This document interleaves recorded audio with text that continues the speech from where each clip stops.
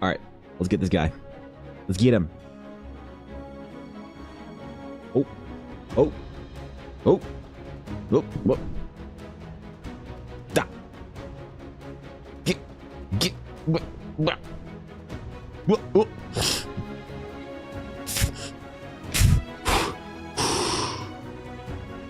Oh, yeah, got him. Fuck yeah. All right. All right. Good all right, man. Churn the client.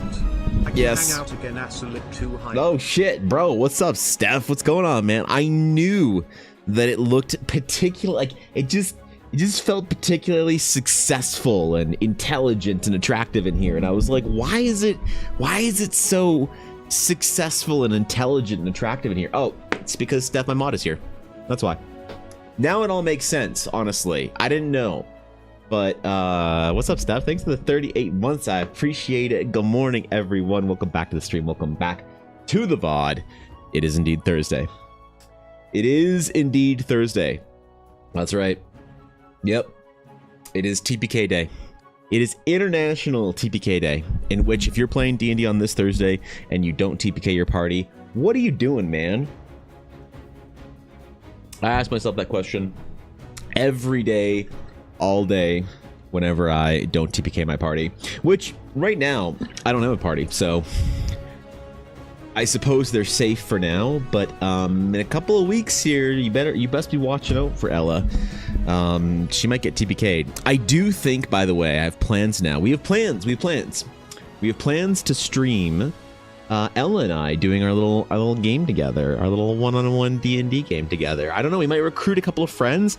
I don't know who would want to play in a couple of games here and there with Ella and I that also has stream equipment, because currently the only person that actually wants to play D&D with us is Ulner, and Ulner and I are too busy chain smoking and playing Diablo 2 to play D&D together. So unfortunately, yeah, we only make time for one D&D game a week, because Ulner is too busy. Well, I'm too busy streaming, and Ulner's too busy tanking Ashy's Bleach obsession. So what's up, Ashy? What's going on, dog? How you doing, great and mighty GM, master of your craft? Bro, we need to go back to Knight's Vein. I'm realizing we need to go back to Knight's Vein. Holy, we gotta go back to Knight's Vein today. I don't know if we'll get a chance to go back today, but that's on my plans. I was thinking about this. I've been plotting about it. I got to message the PNGs over this, but we got to plot before we go anywhere tonight. But good morning, Greg. What's going on, man? Good morning, Atari. How you doing? Good morning, Brooklyn. What's up, Garthen? People are excited about the music. Is that a thing, Garthen? I don't know, man. I'm excited about it. Did you hear Dash Toes releasing a new album? What? What? Good morning, Ernesto. What's going on, guys? Who did I miss? Who am I said hi to? I don't know. What's up, Steve? Working and lurking. Good job. Good job. What could you possibly need there? We need information about the events happening in the Southwest, and I think Knight's Vein is the place to go rather than traveling all the way to the Southwest. Also, I'm realizing maybe if we need like to organize some sort of holy reliquary, probably Andy could all right, never mind, we'll get into it. It's gonna be a whole thing. So playing more games, always something that I'd be up for. The problem is, Steve, I'm just gonna TPK the party, so that's the issue, bro. That's the issue. Now, I did say that I'm going to be running Horizon at a certain point in time very soon. Probably I'm going to shoot for October, November. I'm going to start by doing a couple of Patreon games. So all my illustrious patrons will get a chance to play in Horizon, hopefully. Hopefully scheduling and stuff works out. And then I want to do a couple of games in the Discord by the end of the year. By the end of the year, I want to have everyone who wants to play in Horizon or play through Horizon to have a chance to play through Horizon, either DM'd by me or unofficial Dragon's Claim DM who has been DM'd the game by me. That's right, because I am the authority. I'm like the George R.R.R. Tolkien of the Wizarding world or whatever. I don't fucking know, man. Some nerd shit. So yeah, I promise I won't TPK you guys. I promise. Not in Horizon. Well, it depends if it's a sub game or not. Yeah, that's right. If it's a game of yeah, ooh, God, we got to figure out the microtransactions here. It's gonna be rough. I was making a Silk Song joke, but yes, Dasher's music is quite hype. What is Silk Song? That sounds like some Baldur's Gate shit. Wait, what? Bro, this late in the week, expect me to get a reference? All right, we got a bunch of stuff to do today, a bunch of stuff to do this week. I need to do a couple of pieces of Astral Knight related gear for a little thing, a little project, a little thing that I'm almost ready to talk about and releasing and putting up on the print store and whatnot. As far as where we left off yesterday with the hypothetical, theoretical, antithetical conversation of new prints, well, that's fucking happening now, so get ready for it. I don't know if anybody wanted bigger prints, but that's the thing that's happening. So I also found, I think, a printable vinyl, so I can actually do the Horizon battle maps as a little set. That's exciting, man, because who plays D&D online anymore? God knows, not anybody that I know. Everyone's too busy playing D&D in person with their in-person friends. And I live in the mountains, so oh god, I gotta fix this shit, bro. Hollow Knight Silk Song is an indie game that came out today. Oh, okay, sick. I have never played Hollow Knight. I've never played Hollow Knight. I've heard about it. I've heard Hollow Knight players, I think, well, sorry, not Hollow Knight players, but people in the extreme end of the fandom on Hollow Knight, I think are one of the most annoying groups of gamers, tied with people on the extreme end of Undertale. Now, I feel bad because I'm not trying to wrap up all Hollow Knight or Undertale fans into one, you know, bundle here, because obviously that's unfair, and they hate that side too. The problem is that I don't know if I can bring myself to playing through Hollow Knight or Undertale, just because that extreme end has just fucking ruined my impression of the game, and it's gonna take a while before I don't know, if I'm willing to give a chance. But is it fair? God, no. But, you know, here we go. Here we are, man. I know exactly where to make the stupidest decisions. I should be killed quickly. You know, honestly, so there's going to be a version of Horizon that I'm making an unofficial, like, alteration of the document for an Iron Man mode. Okay, the Iron Man mode is going to be a game that I want to play with the gamers. So basically, you have to prove that you are a D&D gamer to go through the Iron Man playthrough. The Iron Man playthrough is going to be really fucking brutal, man. It is unfair. You probably aren't going to make it, and I would be surprised if you survive. Currently, the only person that is signed up for the Iron Man mode of it is Thorkin, just because Thorkin fucking loves dying in D&D. Bro, you level Thorkin up and he's like, why, wait, can I go back to level 0? And you're like, what? And he's like, yeah, I want like a -3 to every roll. And you're like, what's wrong with you, Thorkin? But you know what? He's here for it. So we'll see if anyone can survive the Iron Man playthrough of Horizon. Dude, you thought 2 brutes were tough for the last encounter? Oh my god. Holy, the Iron Man mode has 4 brutes in the last encounter, and the same amount of thralls, and the priest is buffed with an extra attack and an extra action and a layer action. Oh man, it's tough. Oh god, I don't want to play it. I just want to run it. Several games moved their release date when Silk Song's release date was announced. It has that much impact that people said, They got World of Warcrafted, they got Blizzarded out of their release date. That makes sense, actually. You know, Hollow Knight's such a big IP. It seems cool though. I don't know. I've been feeling indie games recently. I've been feeling like the comfort games, right? Like the 2 games I've been playing recently are, I'm playing a little bit of World of Warcraft with Ella, just a smidge, because there's a new patch out, and we always do the story for the new patch. But I've been playing a little bit of BattleTech and a little bit of MechWarrior 5 Clans, which is fun. The new expansion for MechWarrior 5 Clans came out recently-ish, so that was cool. Played through it. Gave me the itch again. But honestly, I think I might be playing more World of Warcraft this winter because the housing system is releasing. That's right. The housing system in World of Warcraft is coming out this fall/winter. early access. You have to buy the super duper ultra deluxe special edition fucking $90 version of the game pre-order to get access to it now, as opposed to waiting till next year when it comes out. But I always get that at an insane discount because Dashto loves me more than I deserve. So, you know, that helps having friends at Blizzard. You know, that's good shit. But I will be prepping for my World of Warcraft house, as I this morning checked my Final Fantasy 14 houses and admired my work.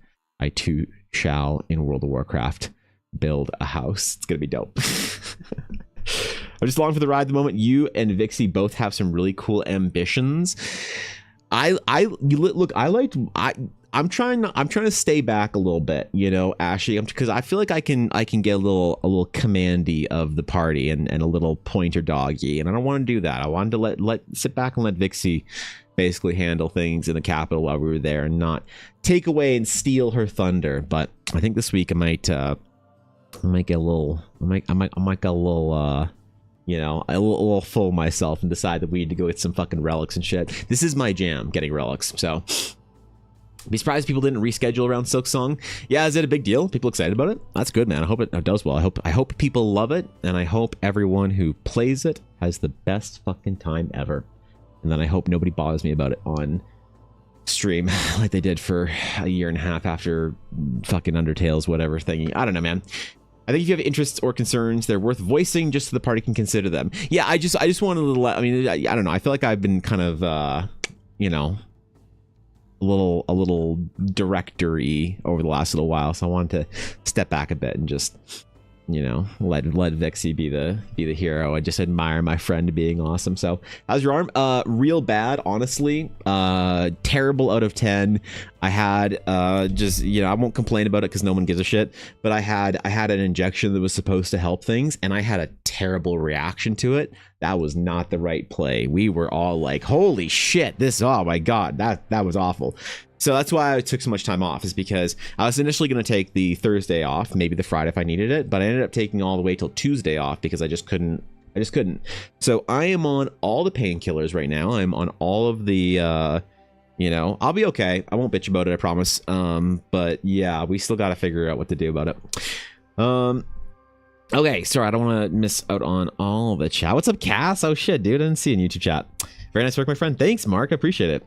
If you were transported to the world of D&D, Final Fantasy WoW, or all fantasy games and had to make a perfect character as yourself, what would you choose? Race, class, multi-class, prestige, anything? Bro, I would choose my character, Endrick Avalon, who I have modeled as my self-insert legacy character, Easter egg NPC for my D&D campaign adventure that I'm publishing. So I'd choose a fighter. He's a fighter. I like fighters. I think fighters are rad. I think fighters are undervalued. They're undervalued. I don't know. I like fighters. I'm a fighter enjoyer. I think that's probably the highest quality life. Maybe paladins if it's an older edition. Depends on what edition of D&D we're playing. If it's a newer edition of D&D, fighter. If it's 3.5, the best edition of D&D ever to be released, the perfected form of the original legacy of D&D, then I'm picking a paladin here. 100 out of 100 times. Can't believe I spoke in both chats and didn't get a high until that far into the stream. Unfollowing, bro. All right. Well, boys, we lost another one. Another weakness culled from the cauldron of strength that we bring to the... Oh, hi, Duria. What's up, man? How's it going, bro? Campaign adventure that you're publishing? Yes. Please tell me us more, Mr. Streamer Man. Yeah. Where can we find this D&D campaign adventure that you're publishing? Well, you can find it in the Discord, currently in the Eldara Dev Moot, in its current beta release, which will be updated probably maybe this weekend or next. Oh, I got Edmonton Expo next weekend. Oh, is it going to be ready before Edmonton Expo? Ooh, I don't know, actually. I'm not sure. I want to have it ready for Edmonton Expo. I will be, by the way, in 2 weekends from now, not this weekend, but the next weekend. I will be in Edmonton once again. Unfortunately, traveling to the cold, dark north for a little late September convention. So I might have my first large prints there, actually, which is going to be kind of dope. So we shall see. I don't know if the greater Edmonton crowd will want... I'm trying to figure out which prints I should do for my first large print series, because I want to release them as sort of small series. Where's my thingy? There's my thingy. Yeah, I'm considering doing like, oh god, I don't know. Like maybe the Eldari runes, the red dragon, and then the other dragon print, doing these 3 as the very first sort of like series of larger whatever, 17 by 22 prints. I'm thinking about it. That and maybe some maps or something. I don't know, man. We could do some shit. We could figure it out. We can make some big ass prints. It's gonna be dope. But yeah, Edmonton Expo. Ella's panicking because she keeps selling all of her dice. People just don't stop buying her dice. So that is unfortunate because she is way overworked with the amount of dice she's got to make for Edmonton Expo. So, and then she's got a small mini market event in Calgary this weekend too, which she is like kind of written off. So she's like, I'm not gonna have any fucking dice for this thing. So yeah, gonna be going to Edmonton with Ella, so I should be able to get the printer beforehand because what day is it? It's the 4th, and I think I'm gonna be buying the printer on around the 12th ish, maybe something around there. I don't know. I gotta figure it out. So I might do some like cool pre-ordery thing this weekend for big prints for a big series, and we'll see what's up. It'll be dope regardless, though. Thanks for the 100 bits, Aduria. Stopping to St. Albert. St. Albert's great. St. Albert is probably the best part of Edmonton, I think. From my experience, Edmonton has the problem of basically being stuffed full of industry no matter where you look.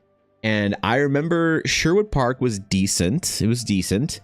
But St. Albert was the first place in Edmonton. St. Albert and downtown were the first places that Ella and I were kind of like driving through. And I was like, oh shit, it's pretty nice here, man. This is all right. This is all right. Make the dragon sketch bigger that I'll have to buy it the 3rd time. Yeah. You already own it. What do you mean? What are you buying a dragon sketch again, bro? You already have a 13 by 19. It's basically the same size. It's like a couple inches bigger. What do you mean, man? What do you mean? What the fuck is this? 3 whole sets of yes, you did. Good. Confirm they are super high quality. Good. And killed a dragon for me last session. That's what I like to hear.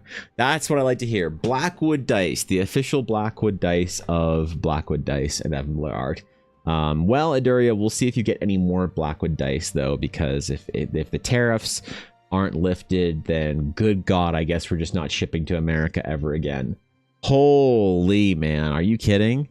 Shipping to the United States right now, it is not good. Ella has to pay $50 per set to the United States government, but every time she wants to send a set of dice to the US of A, which is just atrocious. So we'll see. Maybe Ella will be a Canadian market only enjoyer for a little while, but it's really unfortunate because I also wanted to do this like Blackwood Dice thing release, collab, whatever bullshit nonsense when Ella or when Horizon was released. Ella said she'd make something kind of fancy and cool for it. So I don't know, man. I don't know what we're gonna do. I don't know what to expect or whatever. So we shall see. But there's a bunch of things I gotta finish today. So I've got this piece. I think this is the last commission piece I've got besides the thing I did for Aduria, which I'm currently not looking at for a couple of days before I hand it off. And then we're going deep into the Eldara coffee requests. I might open a bunch of coffee slots to help sort of like pre-order pay for the printer this month that I'll do. Like I might open my October slots basically early so that I can maybe get the printer and make it a bit of an easier slog, because that's a big fucking expense, man. The printer's like $2,500 or whatever Canadian, so that's like what, $3.50 US. But still, man, that's a lot, bro. So it's gonna be a busy month for me, a busy month, and I gotta do all kinds of shit before we can really dive into things. So I will put in another anime commission. You can't stop me. The slots are closed, man. It's okay. You want me to open fucking slots? All right, let's open our slots on coffee. Let's open slots. Open the tables. All right, you haven't even gotten your first one. I mean, I finished it, but I'm giving it. I don't know. You might have missed my monologue yesterday, where I'm giving myself like 5 or 6 days cooldown on a piece before I.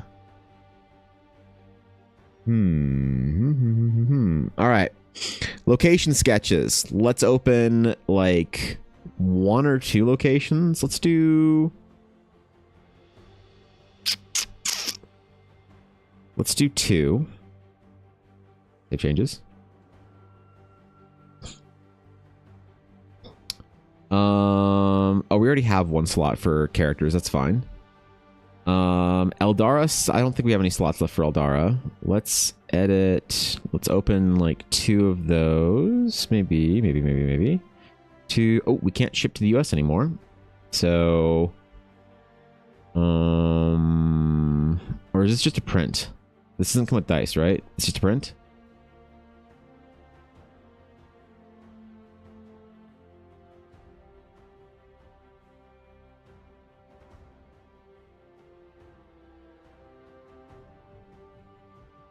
Oh, right, you get a print with this. That's right, I remember.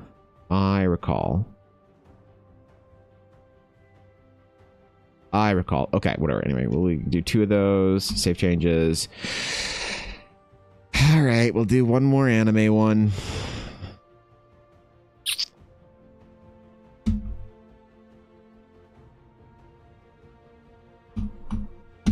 Okay. All right. All right. There. Slots are open for October. There you go, guys. Have fun. Have fun. The dice can ship. It'll just be an extra $50 in shipping. Yes. But that doesn't work, though, does it? Let me make sure I have that for the characters. Good point. Edit. Shipping to the US will be sick. Oh no, you know what? I'm just not gonna have the US for this. Americans, I'm sorry.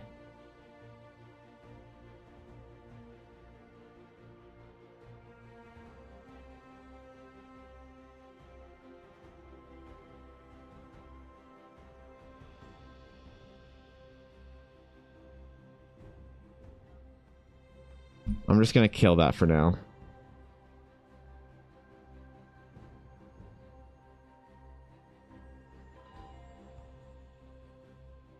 Okay.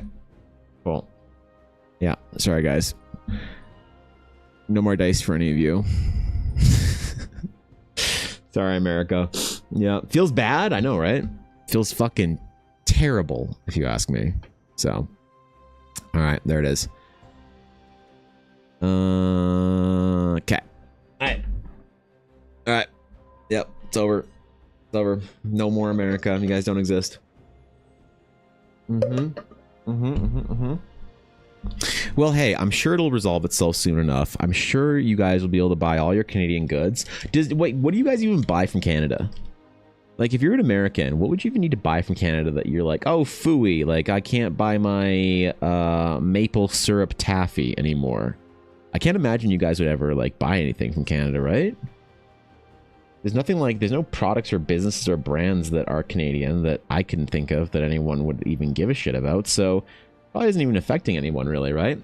Medicine, well, you get, yeah, that's right, you get medicine from Canada, but that's also highly unusual, I think, Speed, and I don't know anybody besides you that does that. So, I don't know what else would be an issue, hey? The maple stuff. Steel and oil. You buy steel and oil from Canada? You personally, Atari? How much steel and oil do you buy from Canada?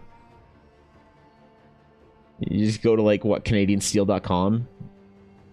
And just put in some personal orders for Canadian steel and oil?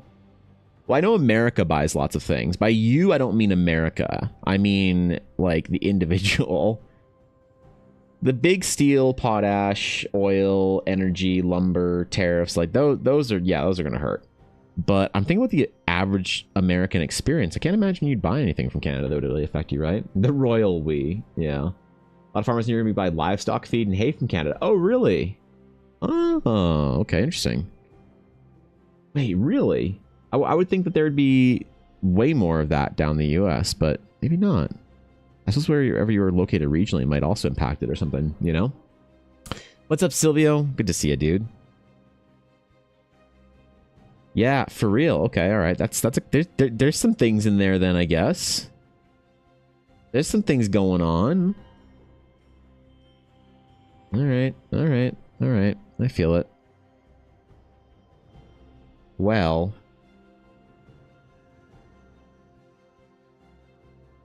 I don't know, man.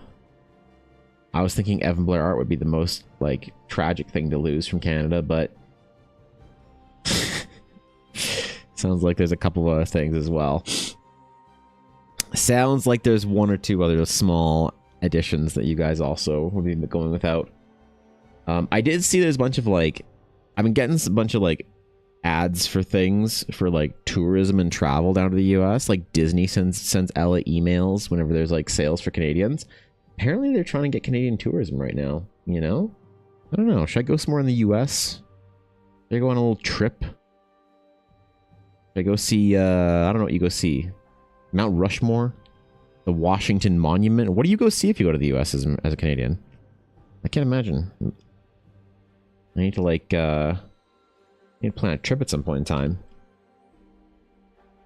Or maybe not. Maybe it's too expensive. Maybe I can't afford going to the United States of America right now because the dollar is just... It's just unfortunate. Bro, if you have, like, $1 Canadian, you can buy, like... You can buy, like, a couple of cents of American. If you come to Canada with American USD, oh my god, you could... Dude, you could run the world. You could run the country. You could own everything here. You could live like royalty. Just think about it. Think about when Cobalt finally retires to Canada. Like your hat's very cool. Thanks, Garth. I appreciate it, man. Yeah, I've been on this like thing where I don't know. I'm forgetting that I have an entire like sort of closet shelf of old hats that I used to wear that I just don't bother with anymore because I typically only like wear 1 or 2 hats on stream, but I don't know. I've had like a couple of hats recently added to the collection, and I was like, I should make use of this instead of just waiting for nothing, no occasion to use these hats. And I missed them. I like found old hats in there that I hadn't seen in a long time. There's hay in the US, but Canada's closer to shipping, so it's usually easier and cheaper. Yeah, well, I guess not anymore, but that makes sense, I suppose. Yeah, wherever you're located. Regionally, anyway. Love the only things available on Blackwood Dice are the pre-order items. Yeah, she needs some dice, man. You guys got to stop buying so much Blackwood Dice because Ella's stressed, man. She's stressed. She's got to go to conventions and shit. She's got things going on.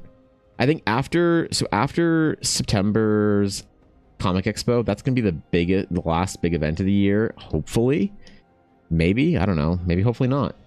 And I think that Ella's going to be able to actually like do shop updates and stuff fairly regularly. So that's cool. That's exciting. You know, anytime we can get more Blackwood Dice, that's always a good day for me anyway. Because she'll make a new set and then just shove it at me and say, here, your dice now. So please keep getting her to experiment with stuff because it benefits me greatly. And then I get new dice. Her dice are pretty. I know they're pretty. They're the best dice. Probably like, look. I'm telling you, man, her dice are, they baffle other dice makers. They baffle other dice makers. The other dice makers will be like, bro, what's your secret?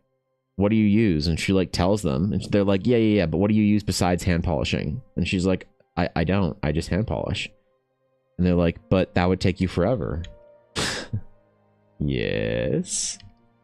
Yes. She's got a couple of like bigger orders though recently from some big official things. She's making some dice for like some big event thing that I think is a secret. Oh yeah, dude. She's been approached by some pretty big projects, names, things like that recently to do some dice. She just accepted a deposit from one of them yesterday, so that's on happening now. Ella's getting pretty well known, man. She's getting pretty famous here. You're the point. They're pretty great dice, right? Shadowheart dice are hitting the table for the first time on Sunday. Oh shit! What are you playing? Wait! Is this a Daggerheart game? No, come on. You only play D&D in this house, right?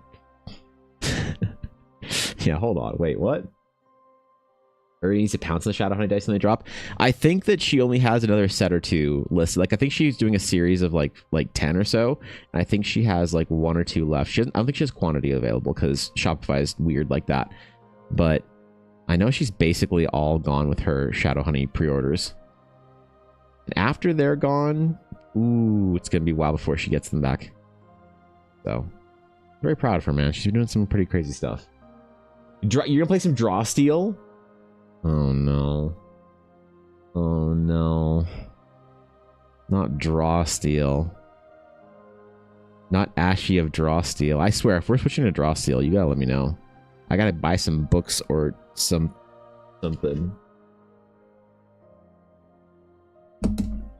One sec. I hear banging. I hear banging and Una isn't home. So let me go make sure. Take bets in chat, by the way. Either raccoon, moose, bear, or coyote.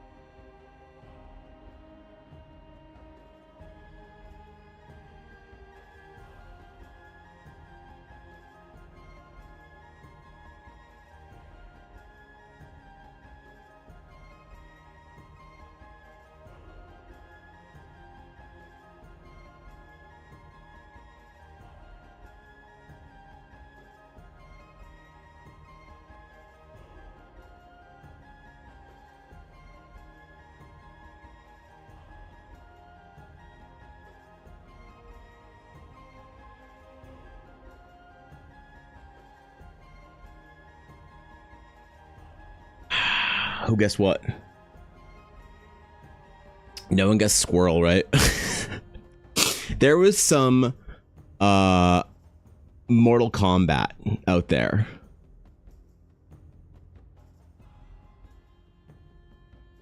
Okay. I saw some shit that I ain't never seen. Brown squirrel, gray squirrel. Battling over a tree, smashing into my window.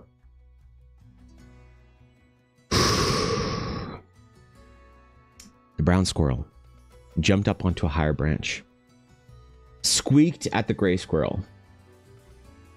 The gray squirrel swelled in rage, leapt not only to the tree branch, over top of the other squirrel, flipping in the air, as the squirrel with the high ground cut off both its arms and leg, leaving it to die in the fires of Mustafar. Tough, man. Canada wild out there. Canadian wilderness. You wouldn't believe it. All right. All right. All right. Let's get after it, man. Let us get after it. Yeah, there's been a lot of weird wildlife shit going on here recently. Like I said, the Canadian wilderness is a dangerous place. Yeah, be careful, man. You don't want to get in between a scrap of a raccoon and a... I don't know what raccoons scrap with besides people. So, you know, there's that. Squirrels often roll nat 20s on that. They do, right? No, there's been a lot of fights, like squirrel fights. And I thought, the thing is, if it just sounded like a squirrel fight, I wouldn't have, like, whatever. But it sounded like something a lot bigger. And if there's something bigger, like a moose or some shit, I gotta go scare it away. Because those guys, bro, if a moose just turns to the right casually, it can put a hole in your window. Not break your window, put a hole in it. Yeah. You guys didn't know that Canadian windows are actually made of a composite of Alberta oil and Nova Scotia lobster shells. So they don't shatter like you'd think they would. Yep. Something is eaten, Evan, so probably not Amazon. Yeah, I know, right? It's very upsetting.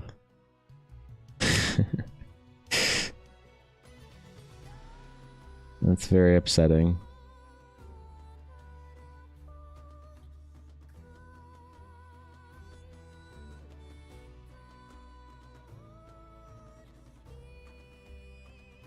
Alright, back to handsome elves.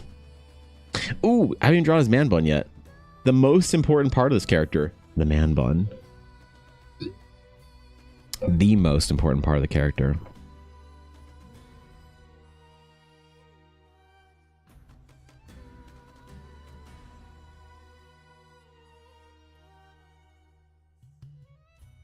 Now, I need to think about these fill layers and make sure our two heroes here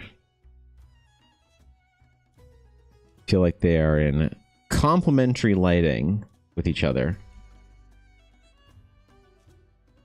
Because I can't get this wrong for the illustrious Cookie-Mon Steve. Last time I got a character wrong for Steve, oh man. Steve tracked down my D&D character and forced him to use a bag of holding in Eldara. Can you believe that? 44 months woo. Yeah, what's up, Croc? How's it going, man? Thanks for the sub, dude. Appreciate it. Good to see ya. Thanks, bro. Welcome back to the Dragon's Claim for another month. For real.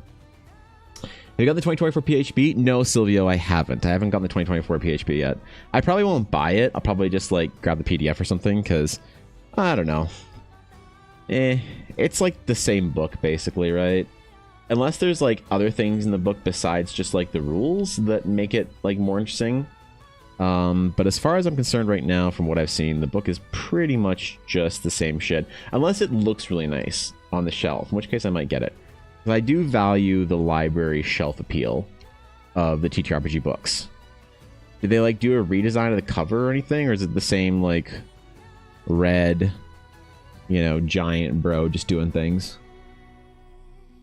So traumatic that I actually completely put it out of my mind and forgotten. How dare you remind me? I know, right? I'm sorry. I'm sorry. I had to. After you broke the cardinal rule of Eldara and used extra dimensional space, I haven't been able to forget it. I'm glad you did, but... Is that my most unpopular D&D take? That extra dimensional space ruin games? That might be the most unpopular D&D take I have.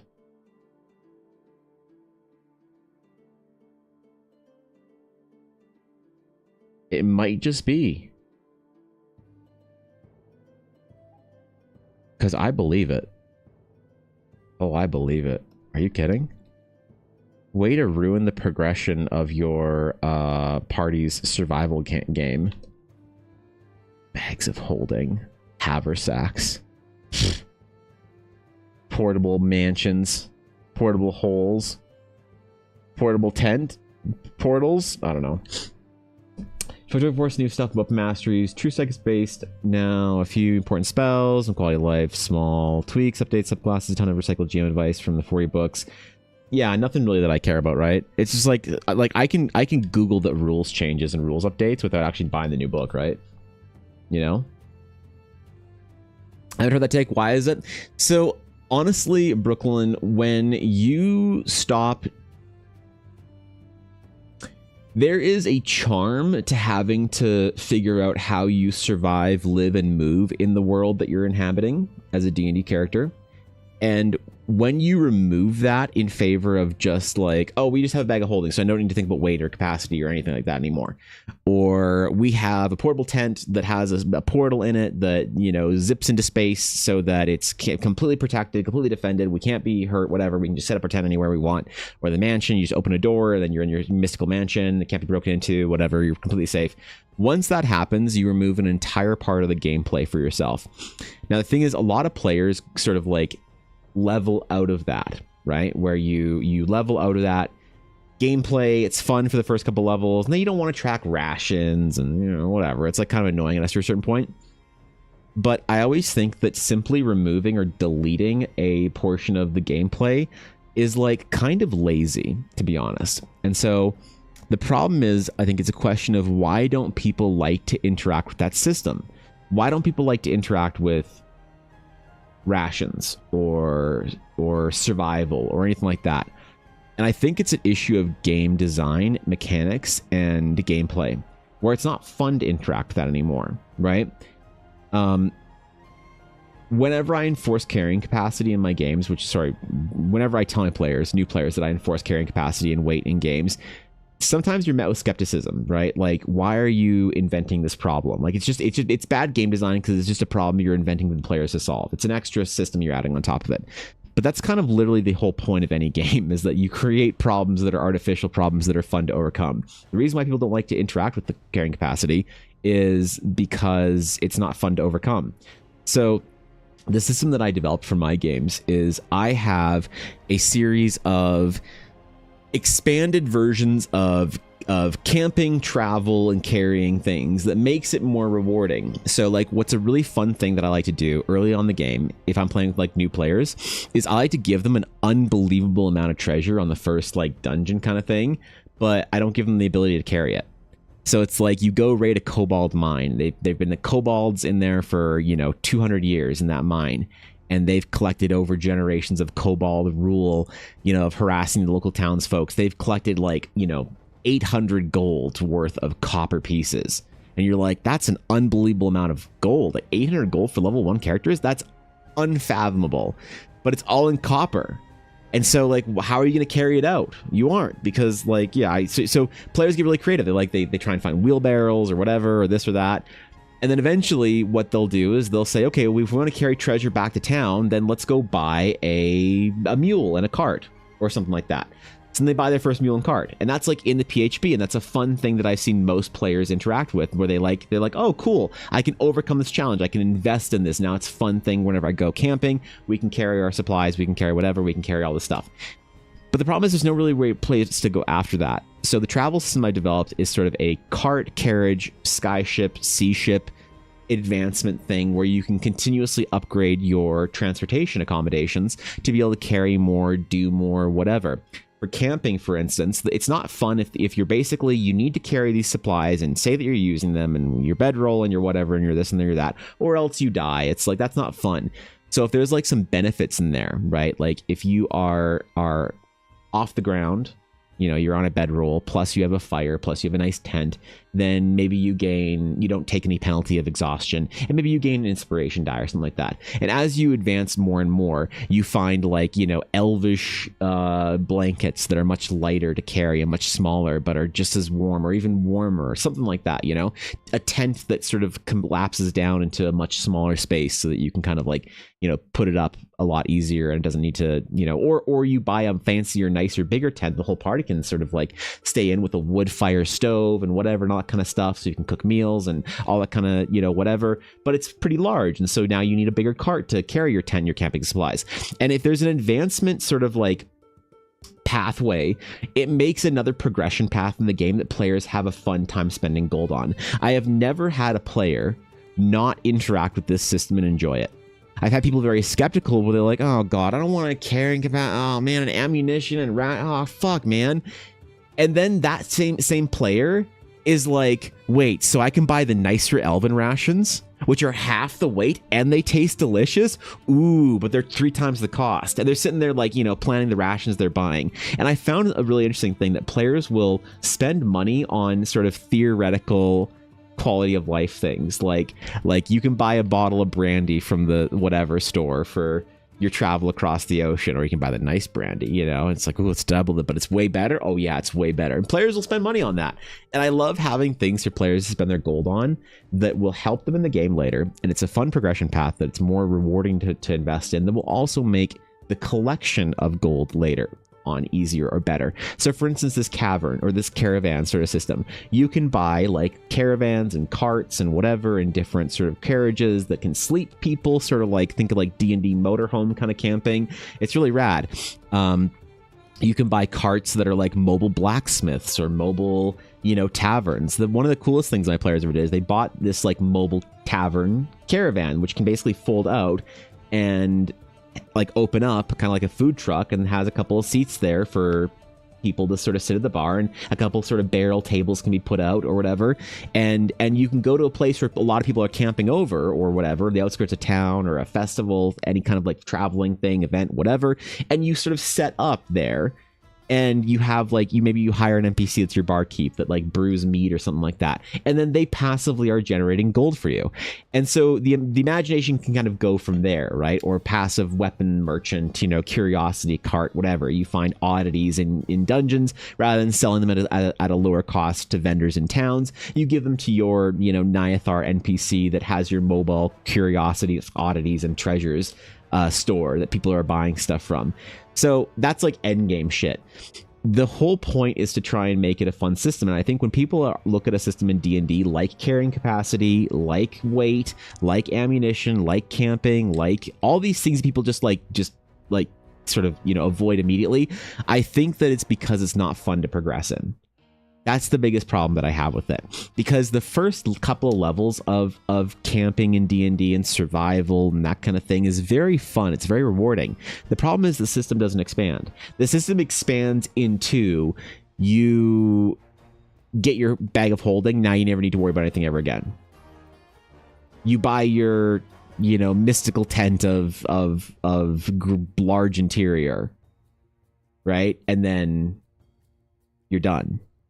You know, so it's one of those things that I think is really fun. I've never had a person not enjoy the system once I've like kind of had it out there for them to try, and it's awesome. It's rad. I really like it. But it is one of those unpopular things because people are so used to just deleting the gameplay by getting a bag of holding, that when I say there's no extra dimensional space in Eldara, even then bags of holding are supposed to be in D&D extremely rare. The fact that everybody gives them out as candy at level 3 is like not, I don't know, man.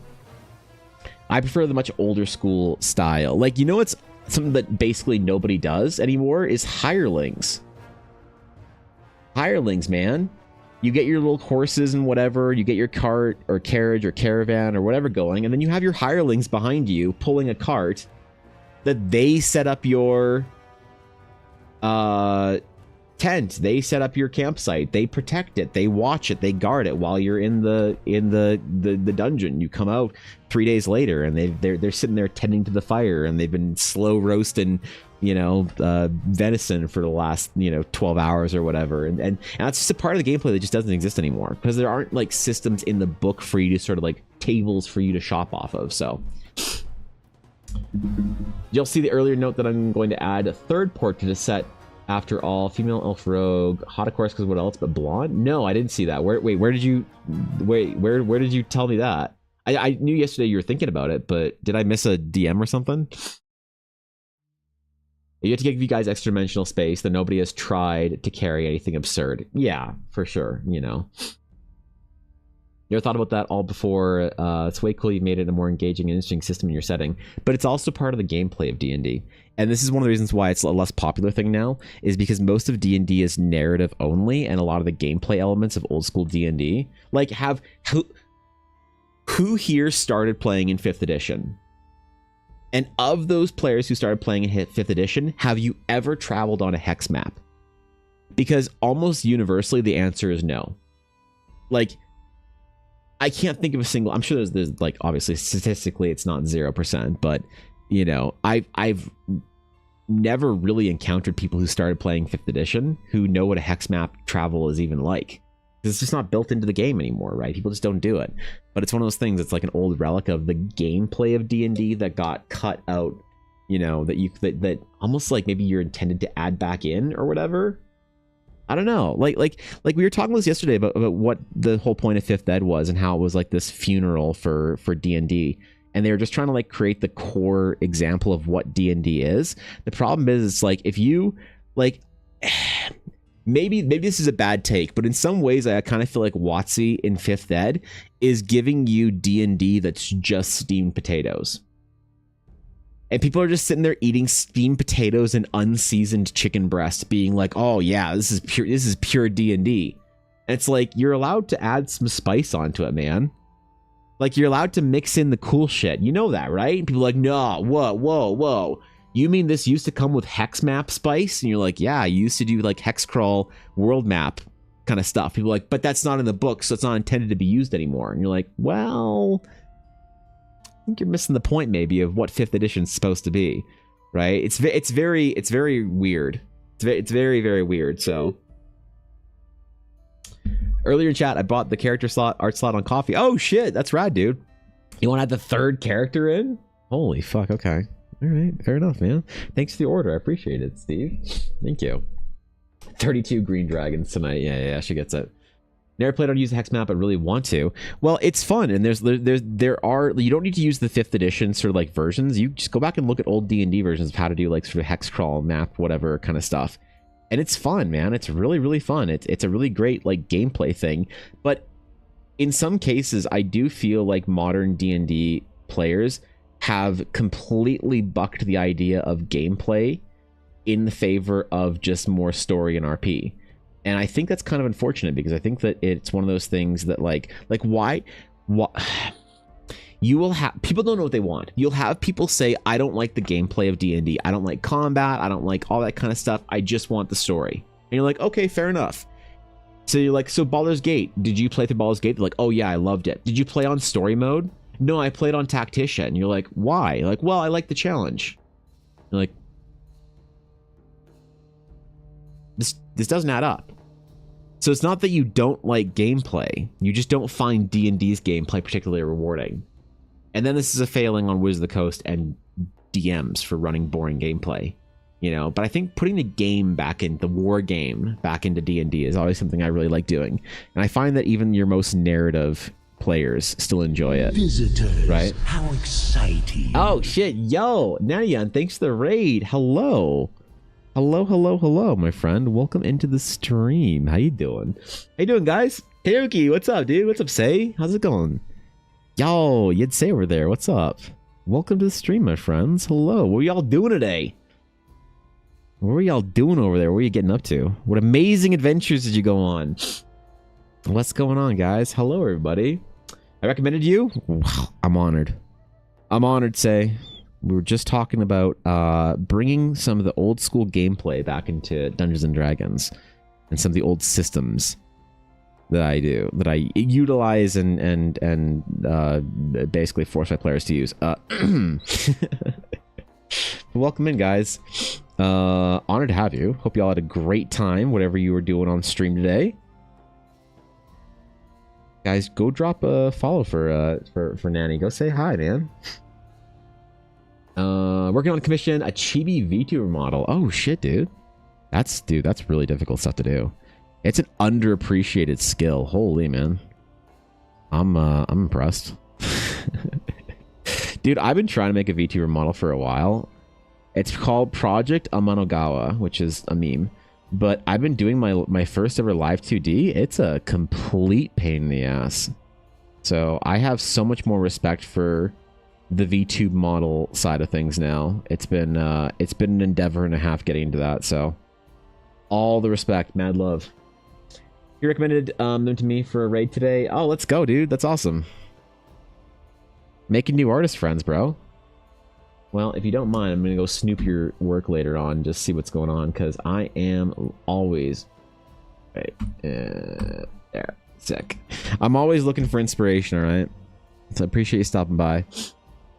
For me, playing the game at 25% speed so they can use a pole to test every single tile, wall, and ceiling for traps before Jimmy dies from a full HP goblin crit is a game with narrative, but that was the game people loved. Playing back in the day. Sure, yeah, and I mean, for me, there's always been a midpoint between, you know, tile tapping or cobble sweeping, I think it was called. Cobble sweeping versus the narrative side of the game. These are things that I think need to be balanced for wondrous games and amazing adventures. But, you know, it isn't for everybody. I get it. I just always kind of think it's silly when you have sort of the new breed. Like I spend so much time in some cases. I've lived through multiple generations of D&D players. I've spent so much time defending the newer, younger Pepega D&D players and the way they play the game. Like I was defending them from the graybeards that would sit there shit talking the new players and, you know, saying they're not playing D&D, they're playing Imagination Dragon game and whatever, and they're like mad about it, and they're you know, mad that people aren't playing D&D the way that they used to play in 1980 or whatever. And I would always defend the new D&D players, the graybeards of the game stores. I'd always be like, hey man, the game's changed. Like they're playing the game the way that they like to play. It's a new generation. These people who are playing the game now are young enough that they could be your fucking kids or grandkids at this point in time. So they're going to, of course, play the game based on their context. So how about you just sit back, enjoy the fact that people are playing the game, and shut the fuck up? And I had to say that a lot to the graybeards, the game stores. But what's weird is at some point in time in 5th Ed, it changed. It shifted. Now to where the new players are the ones saying, ugh, that's not D&D. You can't play D&D by forcing me to take carrying capacity into consideration. Only bad DMs use an antiquated and relic system like carrying capacity and item weight. And then I have to defend the graybeards and be like, bro, there's like an old, like the old school way of playing D&D is, by the way, still valid. Like, I know I know at some point in time, some dude with some bald dude with a ponytail and a long gray beard at the game store made you feel like you weren't playing D&D the right way. And I'm sorry that happened to you, but like, grow up, get over it. There are lots of people who like playing the game like that. And your Reddit posts about how you're not a good DM if you enforce like item weight, they're falling on deaf ears and they're just kind of weird. So it's so strange that like it's always an issue to try and like defend the fact that the people, like, at the end of the day, people play D&D in different ways, and there's all sorts of ways to play D&D that are completely valid. The only thing that makes a bad GM is a GM that isn't taking the player's enjoyment first and foremost into account. And sometimes that doesn't always look obvious, right? But the best GM is the GM that's trying. The best players are the players that are trying. And that's great. And past that, I don't know, man. I think the people are too worried about, too wrapped up over the correct way to play the game. Or like I mean, a lot of it comes from YouTube. And the YouTube, like YouTube saying like, hey, here's a different way of playing D&D. That's not a very good title for a video. the best title for the video is the only way to play D&D, right? The correct way to the best way to GM, the only correct way to GM, or whatever it is, you know. And so people kind of like took that and didn't like kind of, you know, responsibly see the clickbait side of it and kind of say, okay, I see what you're doing from the title. You're trying to bait idiots because that's what the algorithm wants you to do. Now there's real content in your video that I can like use. Like, cool. They just sort of like were the idiots that got baited. And then they like completely adopted that opinion because that was considered to be the correct opinion. So it's very weird and very silly how that transition happened over the last couple of years, which a lot of new players might not like have been a part of. But if you were around since like the 2020 era of D&D and like the resurgence, you probably have seen it like, and personally or whatever. But a lot to learn making VTuber models, but it's very fun process as well. Fun is, yeah, it's fun to learn new things, but the tedium of having to cut so much up is just, oh man, it's testing me. So like I said, the patience required to do it is so immeasurable that I have mad respect for it. I always had trouble figuring out how to handle tens of thousands of gold pieces. I quickly had to invent a D&D banking system. Well, the way that I do it is trade bars.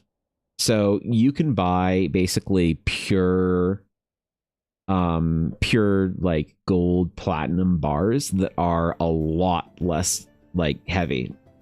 So like a platinum or a gold trade bar is worth like 100 gold pieces, but it's not diluted gold. So it's like, you know, pure gold. So it only weighs like 10% of 100 gold pieces, but it's got the same value. The problem is you can't always exchange it anywhere, right? You can't just get change for 100, right? Or even like a platinum trade bar, which is like what, 1,000 gold pieces. I think 100 platinum is 1,000 gold pieces. That's also, you know, difficult to exchange in the middle of the wilderness. So if you're at, you know, a small town, you're traveling somewhere, you probably want to keep some pocket change on you. Some silver, some gold, some copper. Because if you're going to buy like a drink from the tavern, it's going to be 3 copper. Oh, but I only have gold on me. All right, well, do you give the bartender a gold? I'm sure they'd love that. And a lot of players will do that. They'll be like, I'm so rich that I don't care if the minimum price for anything is 1 gold. I'll hand the barkeep a gold for 3 copper. Like, all right, man, yep. You're kind of the guy now. They're going to take real good care about. What's up, Fluffy? Trade bars weren't a thing, if I recall. We would change gold into jewels. Ooh, I do remember that. We changed gold into jewels or art. We would buy an art. You know? Doesn't take a lot of time anyways. It's midnight. Oh, shit, it's late for you then. Jeez, yeah. Hey, take care. Thanks for the raid again. I appreciate it. Yeah, I don't know if trade bars are a thing that, like, exist in D&D, or if that's, like, a thing that came about in our own little, like, silly games. But I heard someone say something similar about, like, I don't know, the accepted use of trade bars, and I was like, oh, okay. All right, sick, you know? So I don't remember where it came from, but it's definitely a thing in Eldara. Well, maybe, I don't know. There's a lot. I've been rethinking a ton of things about the realms of Eldara.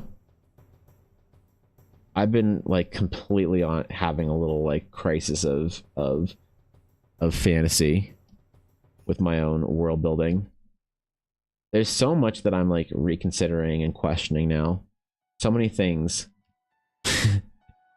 It's really quite traumatic every night.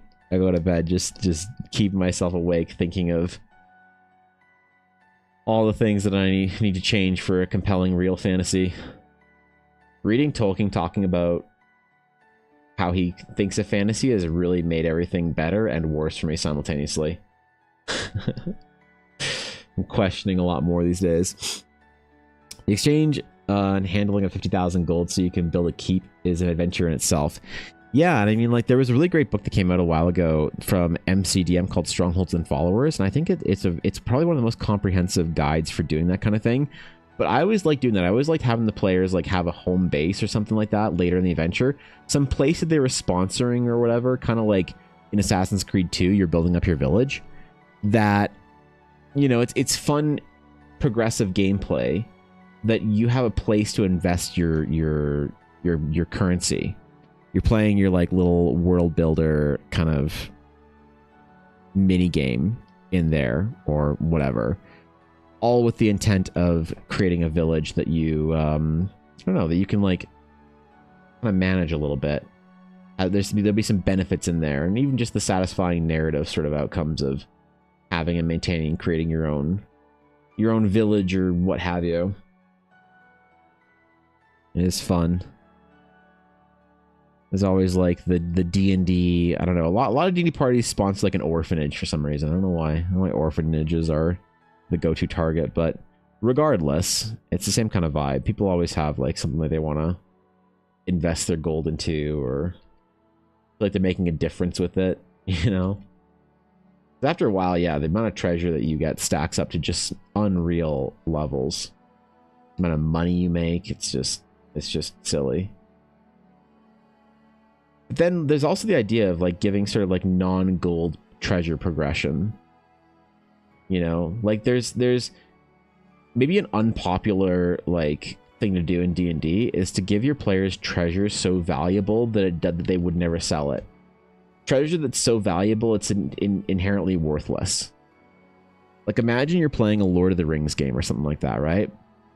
And imagine you find one of like the dwarven rings as a treasure. Well, you wouldn't sell it, and you couldn't really sell it. No one would have the gold to buy it off of you, except maybe like a dwarven king or something like that. And then even then, you have to think about the responsibility or the issues that come with, like, you know, giving one of the powerful relic away into the ether, just handing it off. Really changes the narrative kind of like style of the game. Are you going for more like of a serious fantasy narrative with, I don't know, like heroic and epic consequences, or is this more of a like a video game, you know? Excuse me. Took over a small village and ran it as benevolent dictators, expanding their wine production capacity. Hey, shit, man, there you go. That's not bad. That's not bad. I kind of feel that. Imagine giving that to a player character early in the campaign just to see what happens. I know. I know, right? Well, it's like something that I've done before. Given my players an item of incredible power. But basically, if they use it, it's a problem. It was some like powerful mage stone that if they used it, it would cause so many ripples through the magical ether that they'd be more or less a giant, you know, smoke flare poofing up.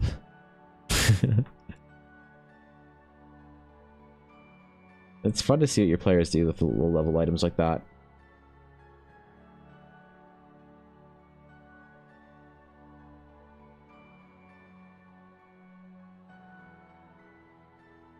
But it also is part of that challenge of fitting your player characters into a story. You know, like who is receiving this powerful relic? Is it a person that has and takes that kind of item seriously, or is it, you know, it's kind of like the problem with like a lot of the smaller like archetypes in D&D and fantasy. You're like the thief, the scoundrel, whatever. Are you like the Han Solo benevolent scoundrel that's been like thrust into an opportunity to do right? Or are you like a thief to your core? Which point maybe you shouldn't be the protagonist of a of a large epic fantasy. You know what I mean? Maybe there's better things for you to be doing.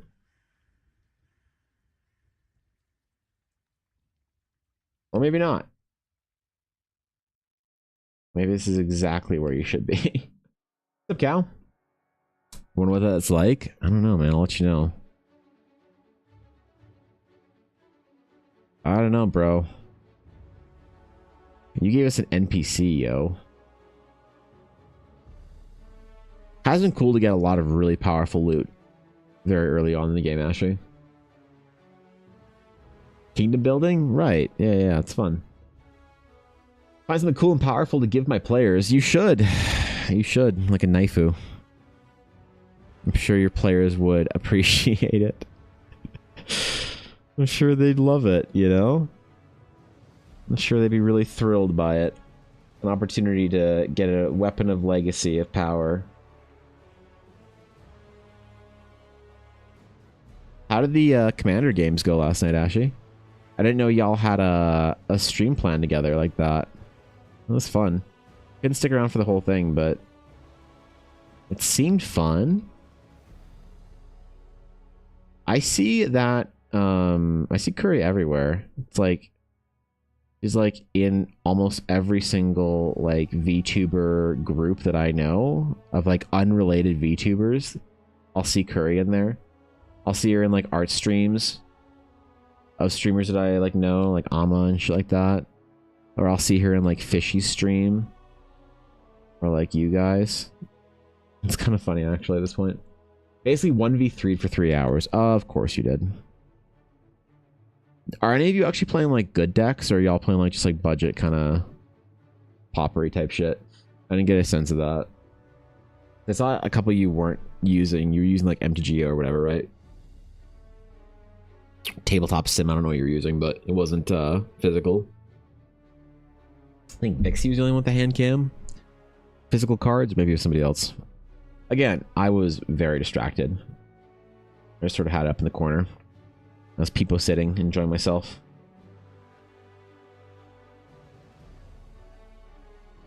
Half paying attention while I did my work.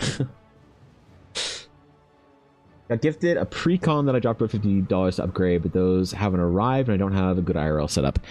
Fair enough. Yeah, fair enough.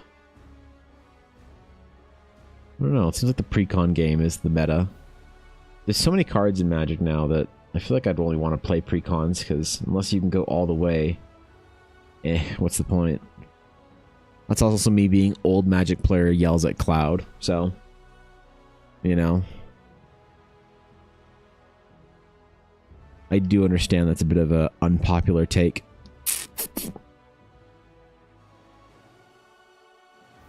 Okay. Which layer are we on? We gotta paint some color in here, some tone, some value, as they say in art school. I would never say the word value because I'm not a real artist, but if I were, that's the kind of term I'd use. Oh, you watch out, man. Oh, yeah. I'd use real art terms. Dude, I have to be a real artist for Minnie and Alf for upcoming mentorship thing. How do I be a real artist? How do I speak with compassion and authority on manners? I need a second instructor here to be my other cop. So I can be either good cop or bad cop.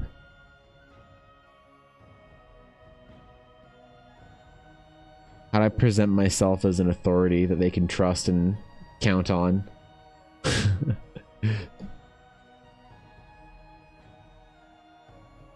Well, that's tough, man. Playing Terra, though, Ulnar has Cloud if you want to yell at her.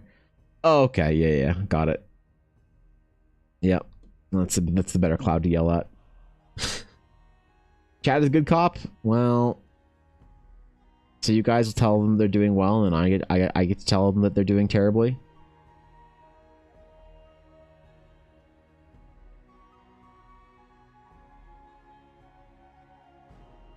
I think I'm just gonna issue them a promise of power and see if they take it. I think that's all you can do with little art peepos. Issue their promise of power, and then if they want it, they can grab it. If they don't, then it's up to them.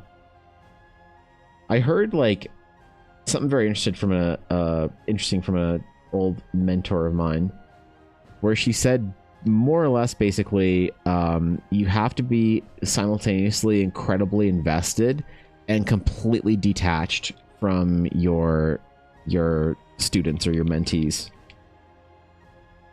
You have to want personal success for them like they're your children, but also not give a shit and not wrap yourself up in if they choose to sort of follow the path or not. I don't know if I'll be able to do that. I think I'm just too invested. I'm too invested, man. I want the best for them. Chaotic good cop. Oh, I see. Chaotic good.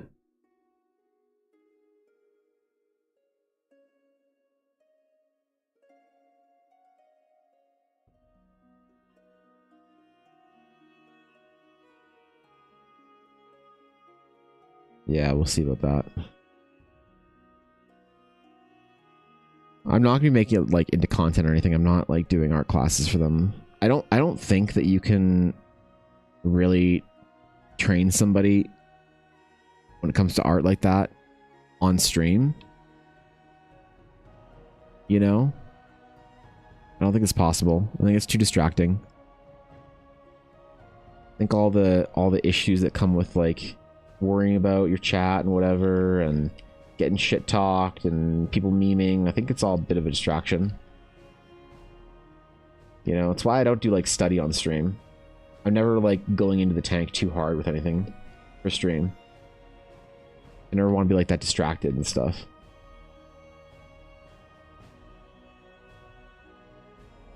So I'll just have to tell you guys how it's going. And then we'll do a little art show at the end for my little Peepo art students. We'll do an art show, man. Because weirdly, I've been getting like requests for training, mentorship, things like that, more and more from the internet over the last like couple months. And I don't know, part of me kind of wants to be able to do something like that, do some educational stuff. But I don't really, yeah, I don't really know how to make videos based on it though. Because to be honest, the video instruction part of like art YouTube, I think is a bit of a complicated thing. I don't think many people are doing it very well. And I don't want to start fights with people, but I have issues and exceptions with a lot of the ways that people try and like make instructional, you know, videos or content for social media, YouTube, whatever. Same? What's same, Dusky? Same, you also wish that one day you're a real artist? I don't know what I said that you said same too, so what's up? What do the Eldarin lollyfells look like? What is it? What is that? Wait, what? No concentration on stream? Oh, I see. Yep. Yeah, I mean, this is why I come to stream with basically things figured out, and I'm just like having fun doing designs and rendering and shit. If I have to really like go into the tank and lock in, I don't really want to be live for that. Like the way I always talk about it or refer to the process is it's kind of like spinning plates. So when I get into it, I'm like trying to balance and understand and spin a lot of plates at once is very difficult.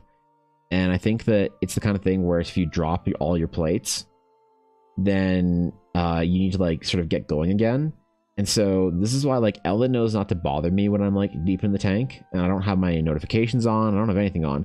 When I'm deep in the tank and I'm really thinking through on stuff, I don't want to be distracted or interrupted whatsoever. This is why I don't talk in a lot of stream chats anymore, because I'll say hi to somebody and be like, yo, what's up, man? They'll be like, oh shit, it's Evidence stream. What's up, bro? And then I'll get into whatever I'm doing. And I get so deeply into it that then like 10 minutes later, they'll be like, yo, Evan, what do you think of this art? They'll be like, oh, I guess he's not here anymore, man. Oh, too bad. And then like 10 minutes later, I'll come out of the tank and I'll be like, yo, that fucking joke was hilarious. Good meme, bro. I'm like, oh, I thought you weren't here. Oh, shit. It's all like weird. I don't know. Good streamers don't do that, but I shouldn't have said that. That sounded judgmental of people who have done that to me recently. Fuck it. I'll double down. I'll double down. The short race from Final Fantasy. Oh, the Lalafels. Oh, the shortkin in Eldara, the Awar. I don't really have a... Honestly, I'm not even really convinced that the Awar deserve to exist in their current form. I don't really like hobbits or gnomes or, you know, that kind of thing. So I think that there is going to be room for us for like small folk in the world from a narrative standpoint. But I think that they might be inherently magical. So if I see Evidence stream, I don't talk to him. I just use him as existing for content. Oh, thanks, Ashy. Yeah. Thanks, bro. Well, I don't think you've ever done that. I don't think you've ever like called me out and I haven't been there or whatever. I'm sorry if you did at some point in time and I just wasn't paying attention. But I always feel kind of bad because I like to go so deep into the tank and then like when I come up for air, I need to breathe. I'm always like exhausted or whatever, right? The Astral Knights wiped them out? What? No? What? Why would the Astral Knights? No, that's stupid. What? No, of course not.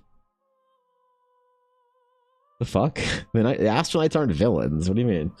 Where the fuck do you get that idea from? Some people spouting some fucking dumb fanfic for Eldara somewhere that I need to go crack down on. The hell?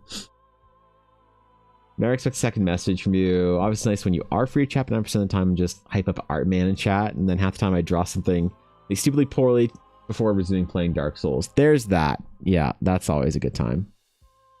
That's always a good time.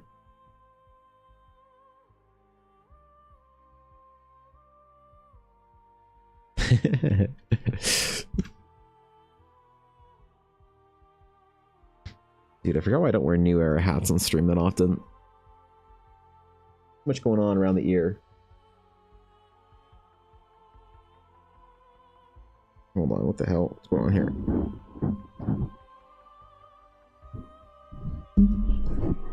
Push my glasses up into my hat. Holy.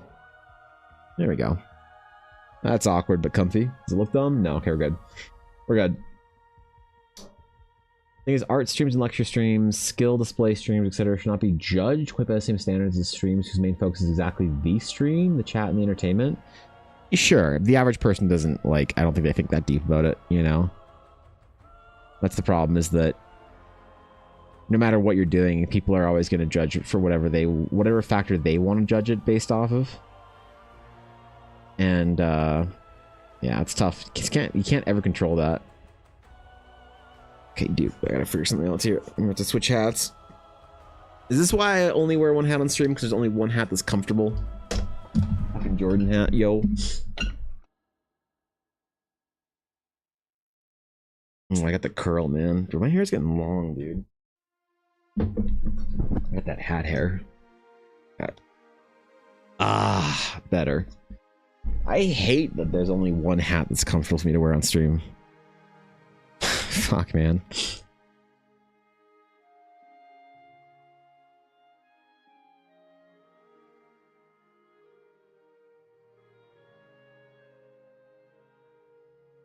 Okay.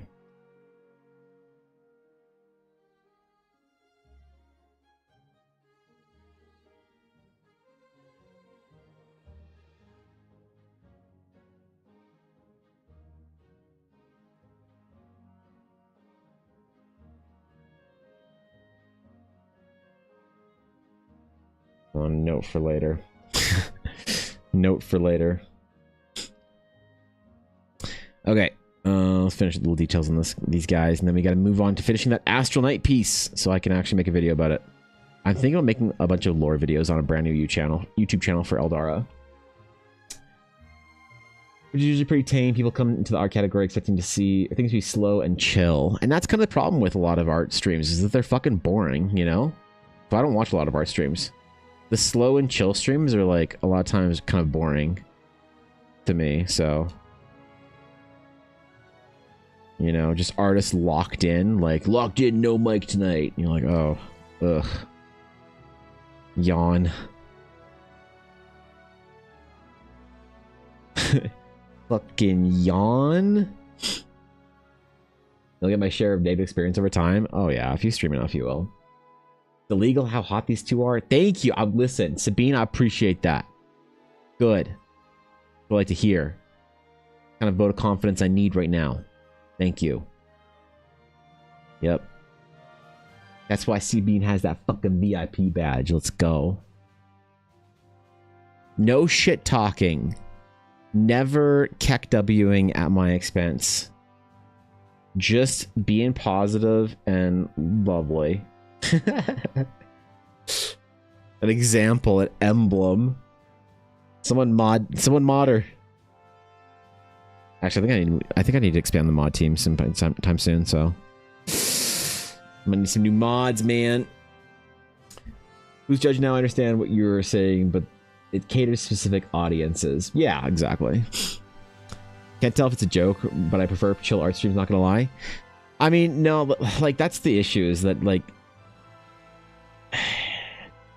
Chill art streams are great. The problem if it's too chill, it just doesn't have a pulse. Right? There's not many artists that I can actually watch on Twitch for a very long period of time. If there's not like an interesting conversation or something, happening simultaneously, I can't do it. We're not talking about some games or some shit or whatever, man. I have a really hard time watching a lot of art streams. You know? And like that's one of the reasons why like art streams are so small on Twitch, is because the vast majority of people on the internet prefer something with a little bit more excitement. It's why streamers like Kaisenet are doing so well, and streamers that are like the old guard, you're sort of like not lyric, but like lyric aged, soda poppin' aged sort of streamers are like fading a little bit, because there's just nothing exciting going on. There's no events.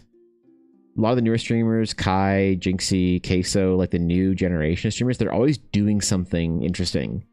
Extra Emily and Cinna, they're always like somewhere else in the world doing something. There's something going on. There's an event or whatever. It's something very interesting to think about, right? There's always like a reason to tune in, a reason to go see what they're doing over there. Now, if I was first and foremost focused on my stream and only my stream, I'd probably do different types of streams. I'd probably do a lot more like fan art and art challenges and like, you know, different event type stuff. But of course, first and foremost, my focus is on my project, is on Eldara. So I try and make my streams as interesting and fun as I can, while never deviating from the one focus, which is the realms of Eldara. I would never sacrifice the long-term success of my project for the short-term game of having a bigger stream. And I think that I'd have to do that if I really wanted to grow as a streamer, you know? Which, by the way, growing as a streamer does help the realms of Eldara be built, but growing as a streamer actually isn't as important, I think, as growing on other platforms, you know? So just concentrate on work for an hour, look back and see the work done and see nothing. Right. See nothing done because everyone is just chat yapping. Yeah. Okay. All right. Listen, I get my stuff done. What are you talking about? Go to McDonald's and complain you're not getting a gourmet high class experience. It's not your fault. It's McDonald's. Yeah, or not McDonald's. Yeah. You do you, Blair, and others do what they like as long as they're decent humans. What? I think I'm concerned we're talking about different things now. What? I wasn't talking about people being decent humans or indecent or wait, what? Hey, hold on. I think I might be missing a bracket of the conversation there. I think I might be missing something there, but alright. Yeah. Yeah, agreed.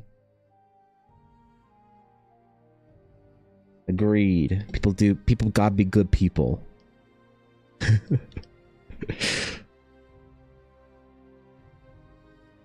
like this like darker sort of like depth pass that I do later on in the piece. It makes the whole thing kind of sink in and pop out a little bit.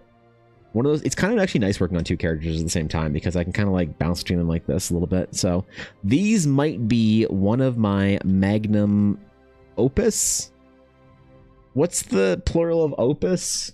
Magnum opus? Because it's certainly not magnum opie. If it's magnum opie, we got problems here. We're gonna have too many fucking VTuber viewers in chat if I say that word too many times. So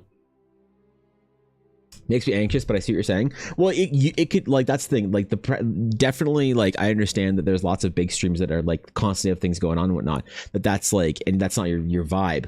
The thing is, if you want to be successful on the site, you want to be one of the biggest streamers. That's the vibe you have to take on because that's the biggest streamers on the site.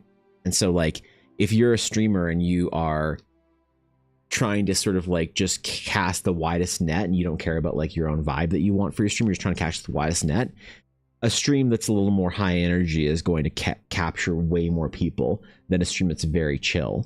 So it does kind of like suck, right? You know, because if you want to be like a super chill streamer but you also want to like make a living on the site, then you have to like change your style up a little bit. Now I think that like a lot of the streamers that are trying to do that aren't necessarily big enough that they should be worried about making a living on Twitch, but a lot of people do that anyway, man.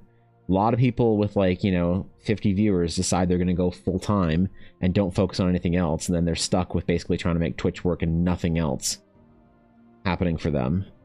And they're completely beholden to whatever the algorithm, whatever Twitch, whatever the vibe, whatever the meta wants them to be, you know? Opuses. Google says Magnum Opera is also a variant. The Magnum Opera of... Wait, really? Does that... Oh, that does make sense.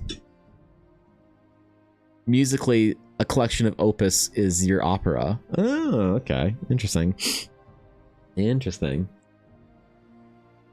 I don't think there's one right way to do streams.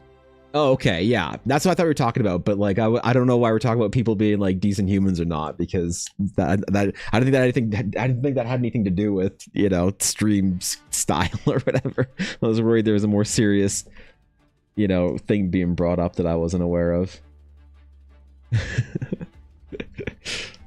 There's that. Yeah, I mean, well, the thing that there's one way to do streams. There isn't, but there also absolutely is. It depends on if you want to like what your goals are. If you want to be successful on the site, there's absolutely a proper way to do your streams. If that matters to you. And it shouldn't matter to everyone, you know? But if you want to be like successful or whatever, you want to have the most amount of viewers, you want to be the next Kai Cenat with 100,000 viewers, or you want to do another Mafia-thon where you get 1 million subs, literally at 1 million subscribers on Twitch, then there are models to think about. It's just like the agency marketing standpoint of thing, you know.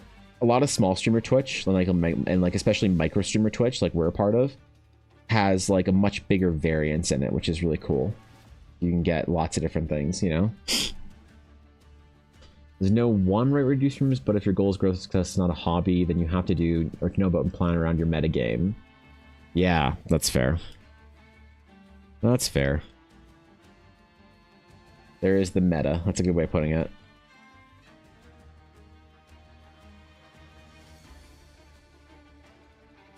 The metagame. I don't know how much metagame I play. Go live. Cry about D&D for 3 hours. Draw hot elf. Open coffee commissions. End stream. Go to bed.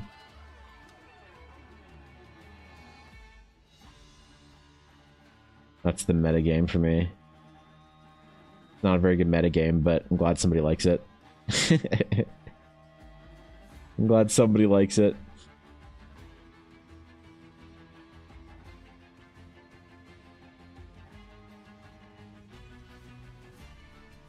Okay. Are we at the point where we're ready to sign this and move on to our Astral Night? Oh. There's another character add in. Hold on, I want to see what the other character is real quick. Steve said he... Oh, alright. Third portrait. A third portrait. Wait. You didn't tell me what the third portrait is. You said third portrait. Fuck. I gotta track him down and ask him. Ah, shit. Okay, whatever. That's fine. You have to span Morgana mid, but if you're playing Warwick mid, you better know what you're doing. I'm gonna assume that that's a bad choice, right? Wait, Fishy plays more or Warwick mid. Mention decent use stream whatever you like. How as long as good guidance, and community decency. Oh, I see. Yeah, okay. Right. You're here. Well, Steve, you gotta tell me what you want for your character. Another email, female elf, blonde rogue. Oh, okay, let me make a note of that somewhere. You gotta make that note on coffee because I'm never gonna remember. Here, female. Wait, female elf, blonde rogue. I might just skip the queue for you and just. It's in the coffee notes, really.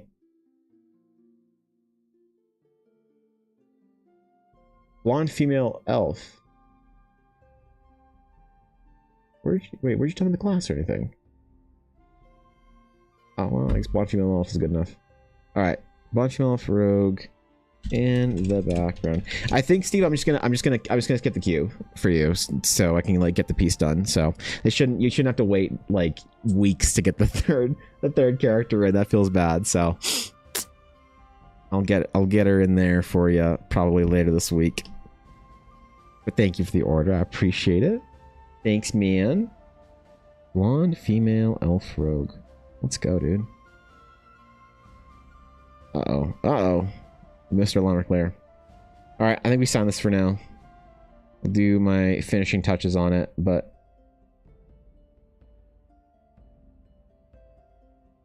okay. Okay, so we're gonna add another character, like right here, maybe. Something like that.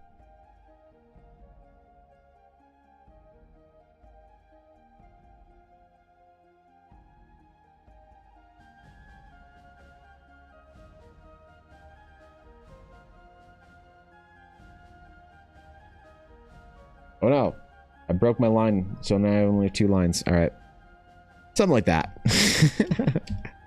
That's what we'll do. It'll be dope. 9 out of 10, a little long on the B downstroke, you think? Oh, I like that. Oh no, I like that. That's a great length. I missed one extra hook here. It's supposed to be that, so you get the R in there. And the I is dotted, so I screwed that up. But I good separation on the top and bottom half of the B. I think that was good. The E line could be a little straighter, but maybe my signature is changing a little bit, and I have a bit of a rounder top to the E. 9 out of 10 is pretty high score. I would have given like an 8.5, I think, out of 10. 9.5. Oh shit, really? Jeez, man. These are some monster scores. Jeez, holy. Any of your DMs ever have a player who made a map of their PC's hometown? I did that for Amelia Hearthwood, yeah. Able to get off work early and finish a map of 9-page Google Doc that I've been working on since last week. That's fucking rad, Sabine. I'm impressed. I'm impressed. Holy, dude. Oh, wait, now I need to record the 3rd character. Oh, shit, wait. How do I do this? Maybe I do her as a separate video. I think I do her as a separate video. You do not get forgeries of a signature. Yeah, exactly. Now you can sign your homework. Could be the start of a new design style. It's true, you know. 10, let's just say 10 mistakes in a row, it becomes a meta. I think. Yeah, dude. Yeah. Mm-hmm. Male characters been forced into a love triangle situation, so may as well run with it. That's hilarious. I love that.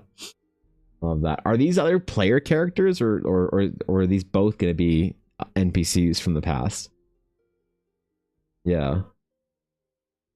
Simple generator in Photoshop labels. Wait, where did you make this in Incarnate or something?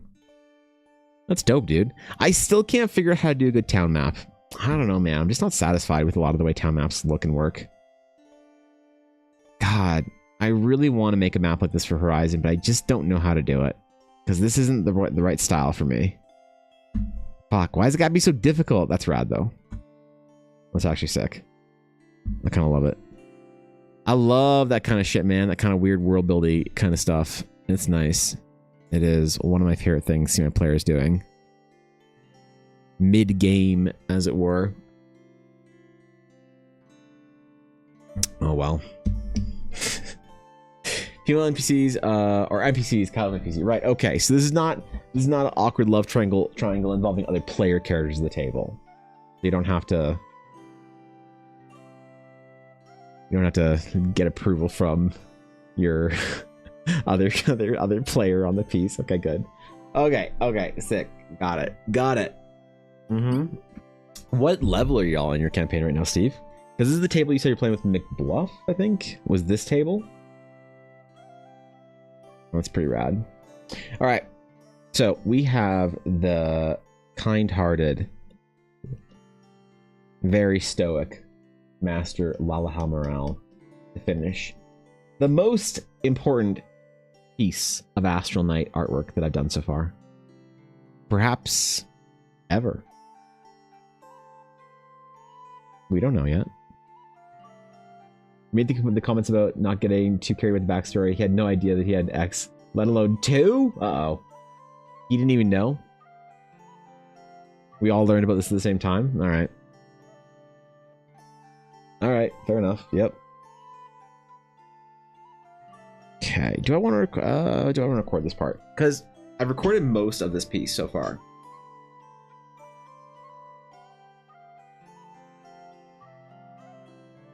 You know what? Because I need to paint it in. So yeah, I'll record it. It's fine. It'll be all good that way.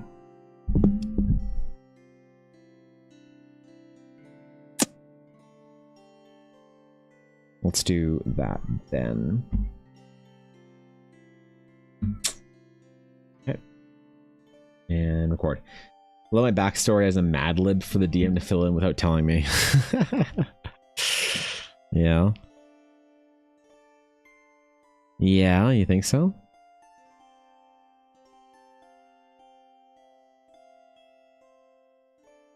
I'm from the order. What order? You tell me. You tell me about my order.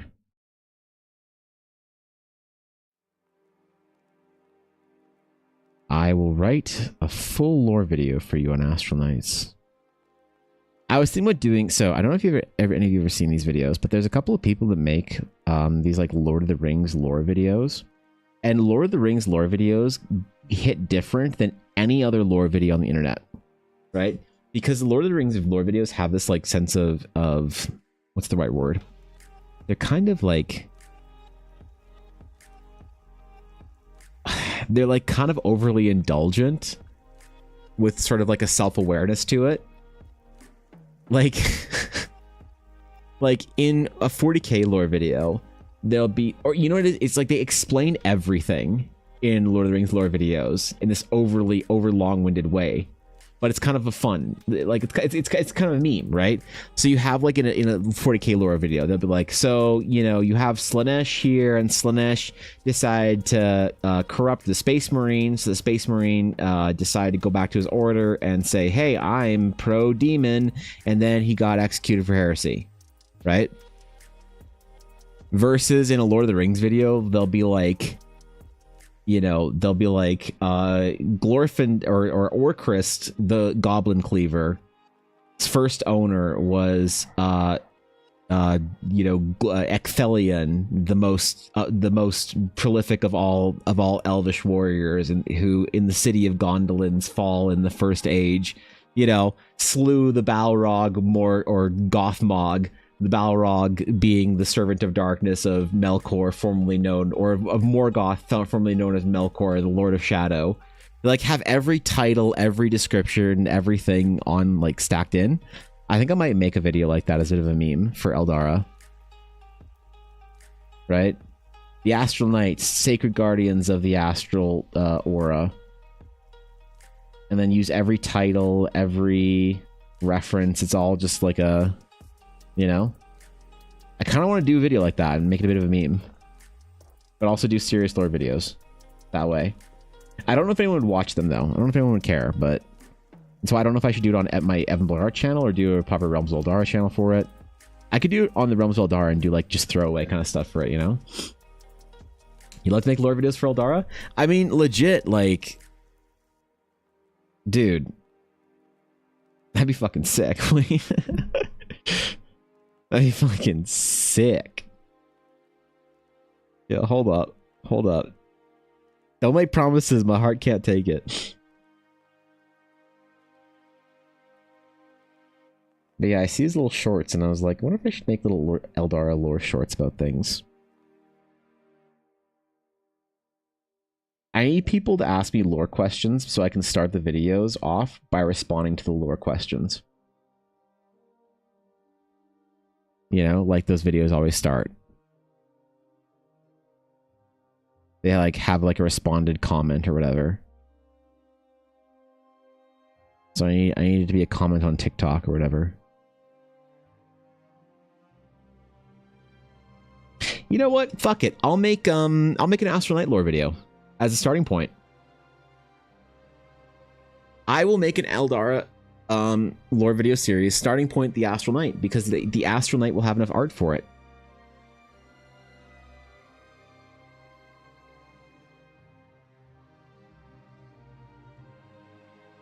Yeah, actually. So, and I'm gonna start the video with like, okay, I know how I'm gonna do this too.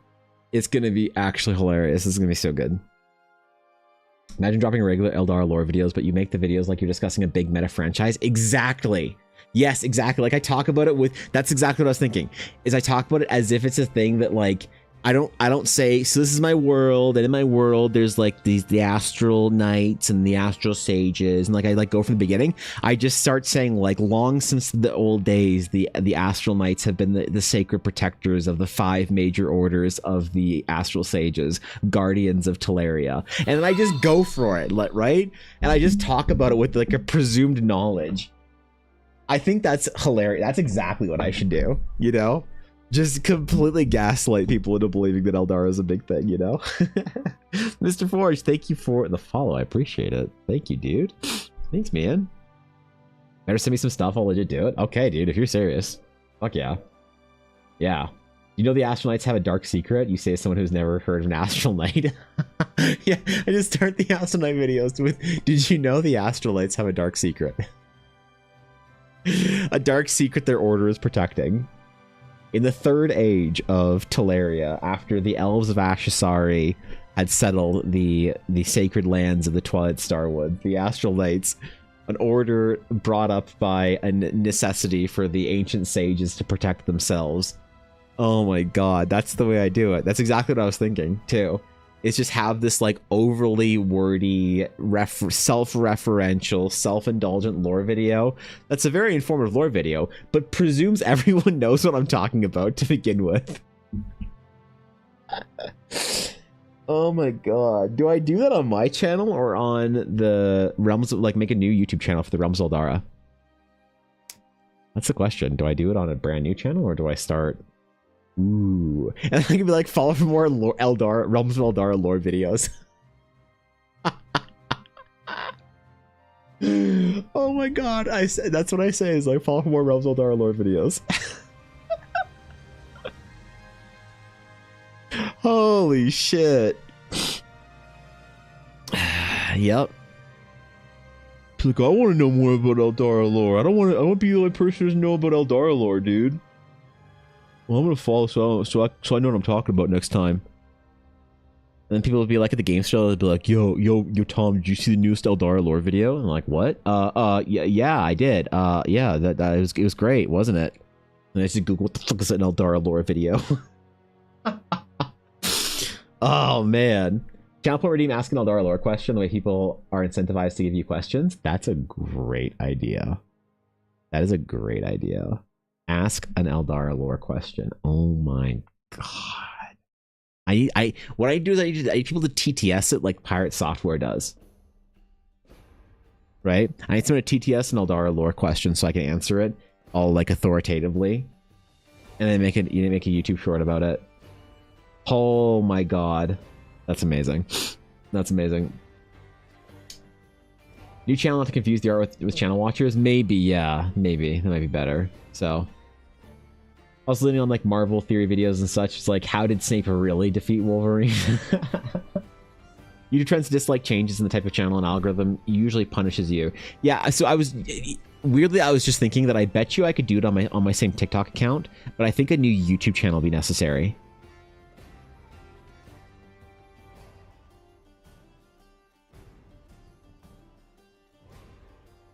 TikTok doesn't care. I could do the same TikTok account. And also, TikTok's kind of like a throwaway. I don't really care what happens on that site. If I gain or lose or whatever followers on TikTok, it doesn't... You know, it's whatever. It's super chill. But on YouTube, that's actually a platform that I want to actually grow and do something on. So maybe a new YouTube channel. And you know, that was actually some of the best, I think, YouTube advice that I ever heard. There's a guy who he does a bunch of different videos for a bunch of different YouTube channels. He has like a travel channel and like a food channel and whatever. He has all these different channels. He has a tech review channel. I didn't realize he had like 6 channels or whatever. And he all has them at like, you know, 300,000 followers, like 1 million followers or whatever. And he was like, if you want to talk about something new, just start a new channel. He's like, I don't know why people don't have more than 1 channels, you know, for themselves. If you want to do tech stuff and you want to do whatever, just put them on different channels. People can sub to what they want. And I was like, that's genius, you know, because people will do that with like, I don't know, like Mr. Beast videos and Mr. Beast gaming, and they're 2 different things or whatever, right? Your gaming channel versus your whatever channel. It's not excuse me, as intuitive to do that for Twitch. Bad idea ish. But for YouTube, yeah, maybe just make an Eldar YouTube lore YouTube video or whatever. Make a promo and put it in the art channel for the lore channel. Make a promo for the video. Oh, yeah, on Evan Blair art. Yeah. And promo the channel as like the place for Eldar lore videos. Yeah, that's a great idea. Not that I really have a following to like, you know, point at something. I haven't made a single like real YouTube video, so I don't think I'm actually going to hit my monetization goal this year because I haven't made any real YouTube videos. Like my watch hours is this year, so before next February, let's see how close I am. On Evan Blair art, let's see. So with that, I am, yeah, I'm only at 2,000 to 4,000 public watch hours on YouTube, and that's all from live streams. Not a single thing from videos. That's the annoying part. So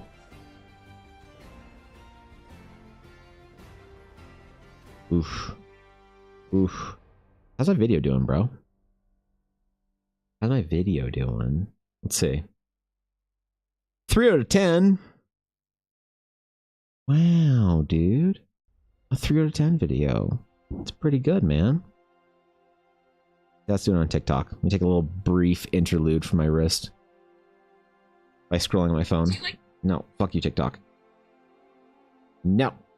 1,000 views. That's not bad. Day 3 of asking how to get this background on Procreate. What?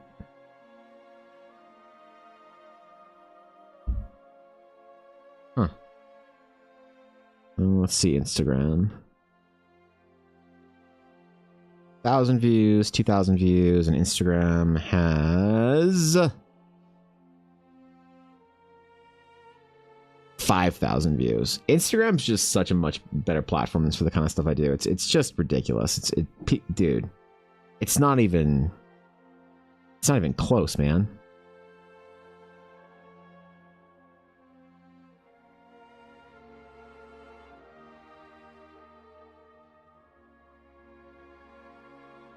Every time I post one of Brooklyn or Sabine's characters in a video,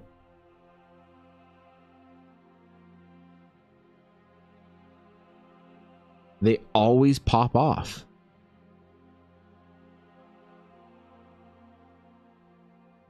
They always pop off without fail. Because I have a bunch of videos that you guys can't see that aren't public. I repost videos as trial reels, so those are a bunch of recent ones. That if like you go to my channel, you won't see on Instagram. But if you're like a brand new person that's never seen my account before, you might get one of these videos. Every time I do a video with a character from Brooklyn or Sabine, Vesper or Bliss or whoever, they're just the best. People fucking love them, man. Who would have thought, bro? All right, cool. Interlude over. Definitely way to go for long form videos. Yeah, I agree.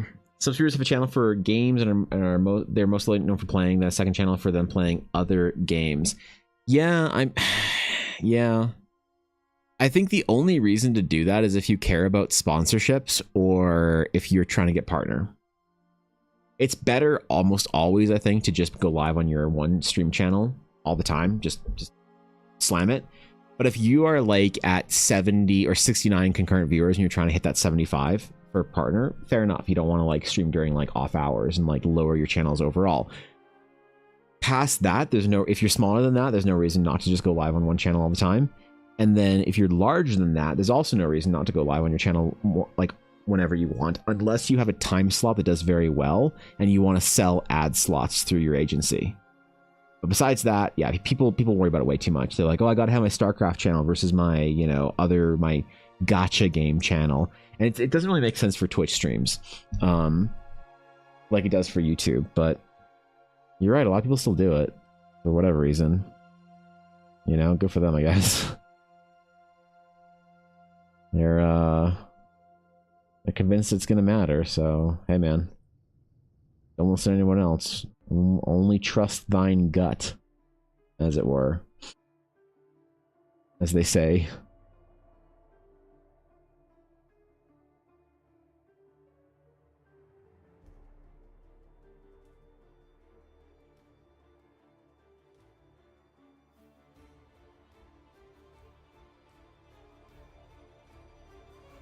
And like with multi-streaming, there's also that, you know? There's also that.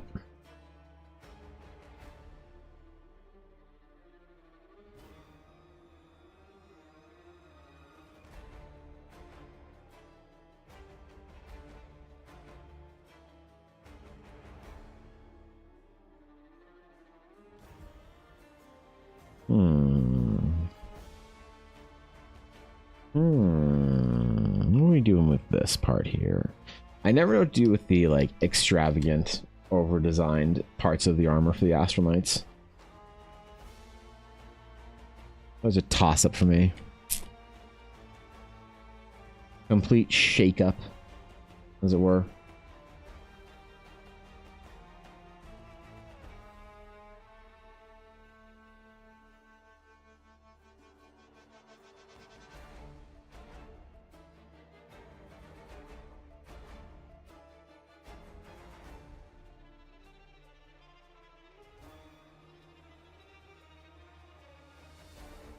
Maybe a little bit of wear and tear here and there, but overall they need to be pretty polished, I think, you know? Oh no, Twitch ads.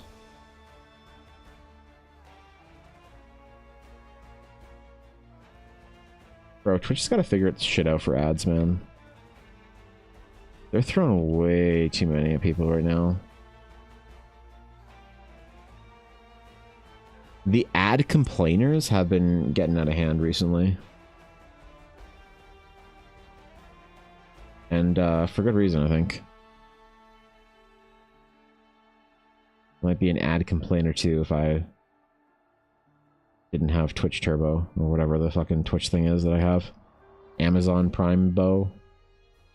Twitch Prime, I don't know. I think they're separate services, to be honest.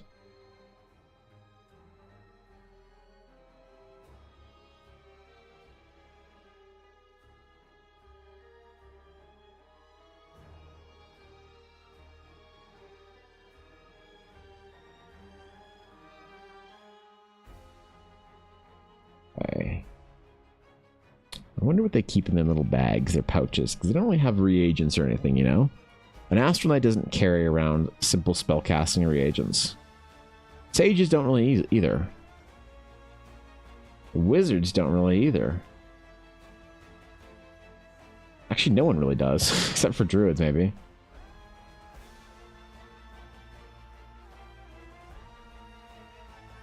I'm still unconvinced that all the different spellcasters are a good way to do fantasy story. Oh my god, I'm questioning everything constantly for Eldar right now.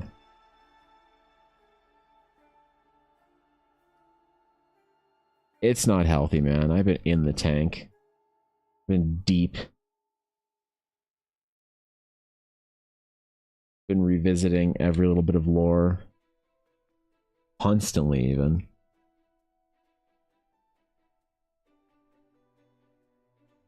Oops, what the hell?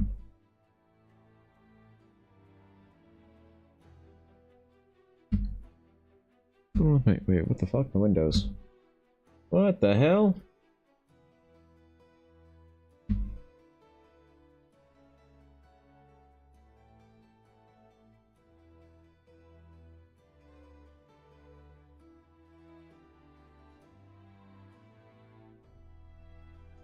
Oh, okay.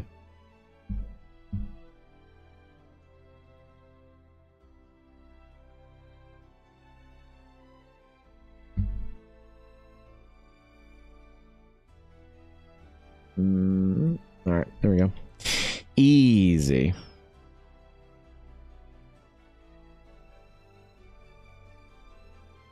Everything, by the way, when I like got back for streaming was broken. Everything, from my lights to my camera. I'm so glad I didn't just like roll out of bed on Wednesday, decide to stream. Everything was broken. It's so weird if I walk away from it for a couple of days and come back. It's like, what things are not going to be working? It needs like proper upkeep and maintenance, like a car does or something. If you don't give it attention for enough days, it'll just decide not to work for you.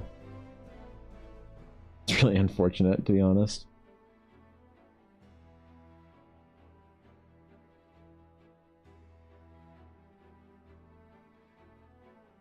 Rather annoying at the same time.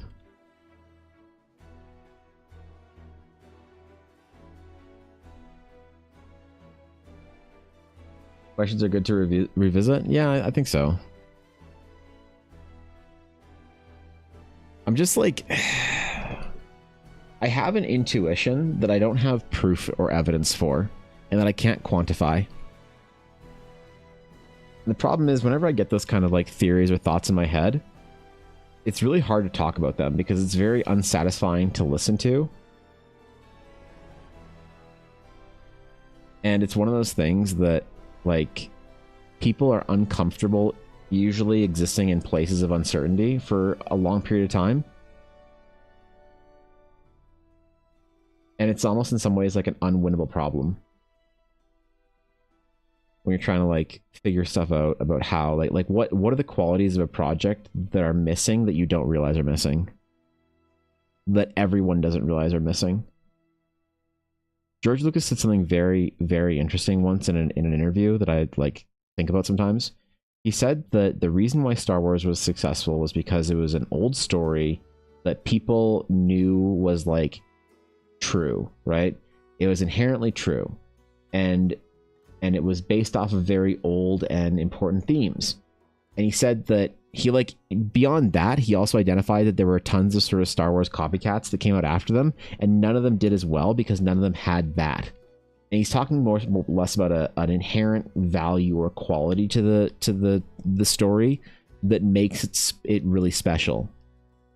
And I have lots of intuitions about that for fantasy, but of course these are all drastically unpopular opinions, because people really like a lot of things about modern fantasy, but a lot of it doesn't really speak to the core being of a person. So I don't know. It's like when I listen to Brandon Sanderson talk about writing, his lectures are very, very good, but they almost don't apply, because whenever Sanderson's talking about like Tolkien or something like that, he sort of talks about the tools and methods and like the applied use of Tolkien whatever, as opposed to like the theory, the ethereal, unobtainable quality. And like his books don't exactly have that quality in them. They're not written to, by the way. He does what he does very, very well, but he doesn't attempt to create that old myth style of story. Maybe he does, and then he's doing it terribly, a terrible job at it, but you know, it's a meme, obviously. I don't think he is trying. I think that if he did try, he'd probably be pretty good at it. But it's like, why are certain stories revered for having this like untouchable GOAT status? And certain ones are kind of like, you know, hit or miss, meh, for a lot of people. What is the quality that's missing? But it's one of those things, it's like, if we agree that it isn't accidental that certain things are profound, then trying to like, when you see, it's almost like kind of scary when you see a landscape of like hundreds of thousands of people trying to attain some sort of result and none of them can reach it, then it means that whatever that result is, even if it's like was intentionally gotten or arrived at by the first person to do it that everyone models their stuff off of, it's like, then it's impossible. Like, who are you to try? You know what I mean? Router issues? Oh, all right. Lots of what? Well, just all sorts of stuff about Eldar and what is a good or way to kind of tell a story that matters to people. And it's like, in some ways I have to battle all the time against D&D as a game, because D&D, I'm going to say it, inherently as a game does not set up for really profound, meaningful stories. You can do it, But the problem is a lot of D&D has preconceptions in it that I think are counterproductive and counterintuitive to really meaningful stories. And I can give examples for days, but at the end of the day, you can give examples as to how something doesn't achieve a quality and not get any closer to how it does achieve that quality, or what it would make or need to achieve that quality. A lot of hoeing and humming over half-baked ideas. Obsessively wondering and pondering subjects and thinking about them.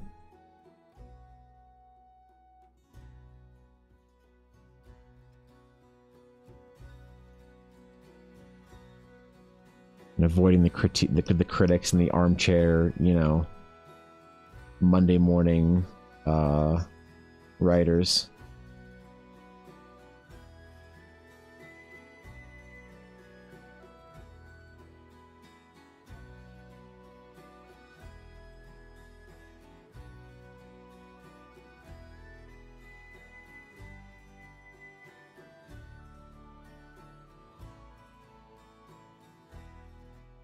I really like the way this piece is coming along, man. This is gonna be a very, very important piece, and I'm enjoying it. I'm thinking Master Morale is looking pretty good right about now. I'm being perfectly honest.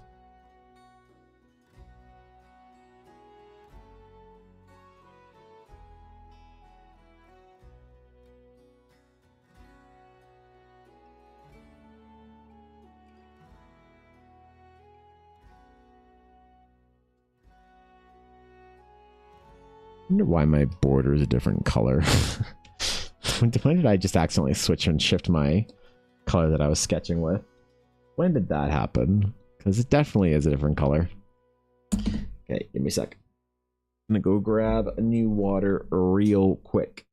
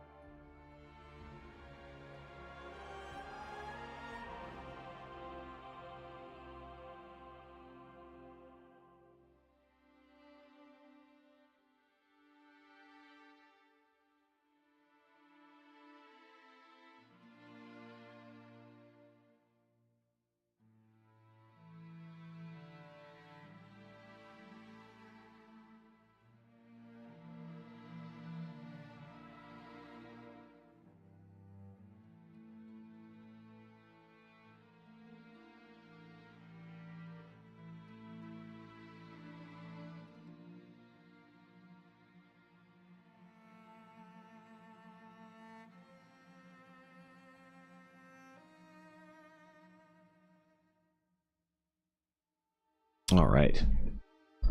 All right.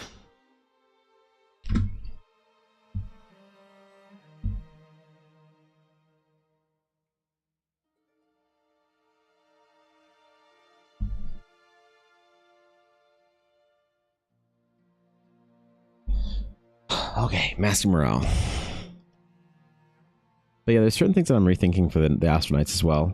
Certain things like, well, there's like ideas that have merit to the story, but also you have to consider like the current context of them and how people are going to receive that idea or view that idea. And I think that there's certain things that have been like kind of poisoned, like the well has been poisoned for certain ideas in some ways. So it'll already arrive. You might have an old idea that it'll arrive with a lot of like baggage.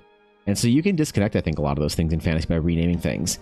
But certain ideas like, I don't know, the Astral Knights, it's a very old idea in folklore that if you do engage in something that is like a very transformative process, that it changes things about you, like your hair color, and strips you of part of your identity and whatnot.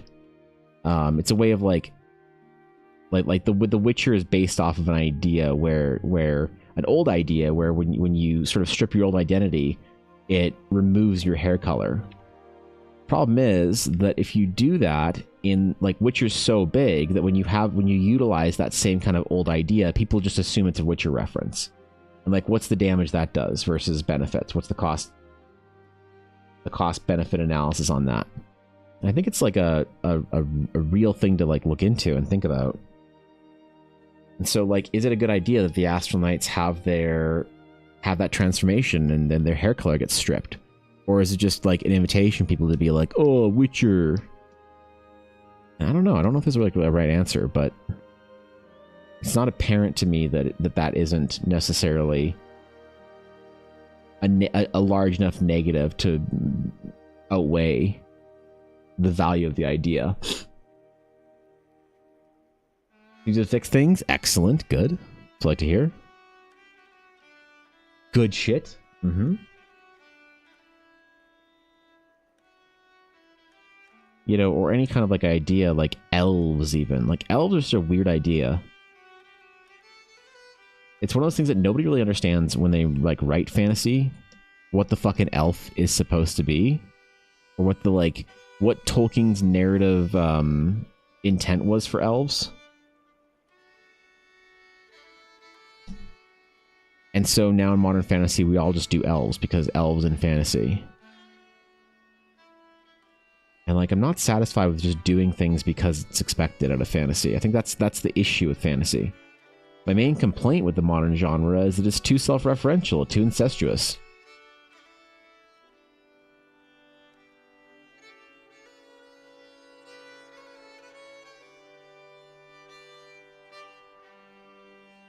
So following that pattern, that path of thought, that fantasy merits and demands dragons, therefore, you know?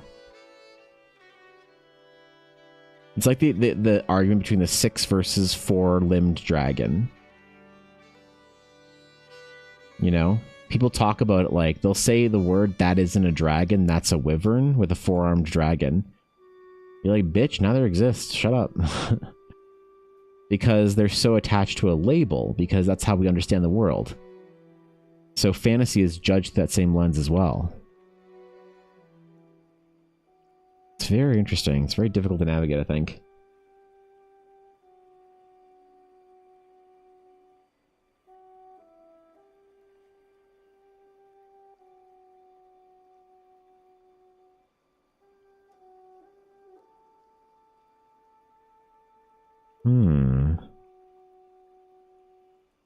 I can't just use a fill layer for this, can I? I have to hatch it in. Ugh. I hate how messy this gets if I don't take real good care of it. I think a little bit of texture with the hatching and then using the fill layer to do the majority of the lifting of value is like the way to go here. So it doesn't get too messy at any point in time.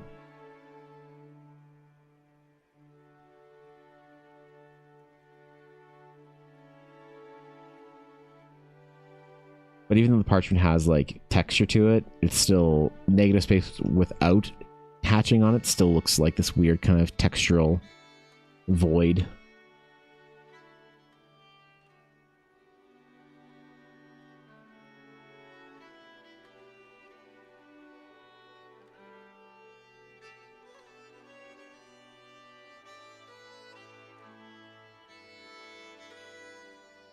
Yeah, it's not bad. It's not too messy. The direction of hatching really is important here. Flat value versus texture.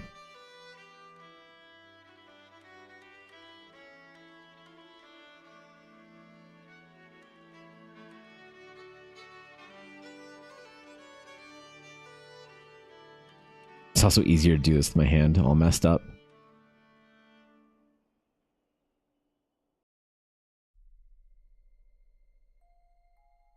Yeah, that looks better. And then I can use another fill layer to push it back even further into the piece. Okay, easy. Easy clap.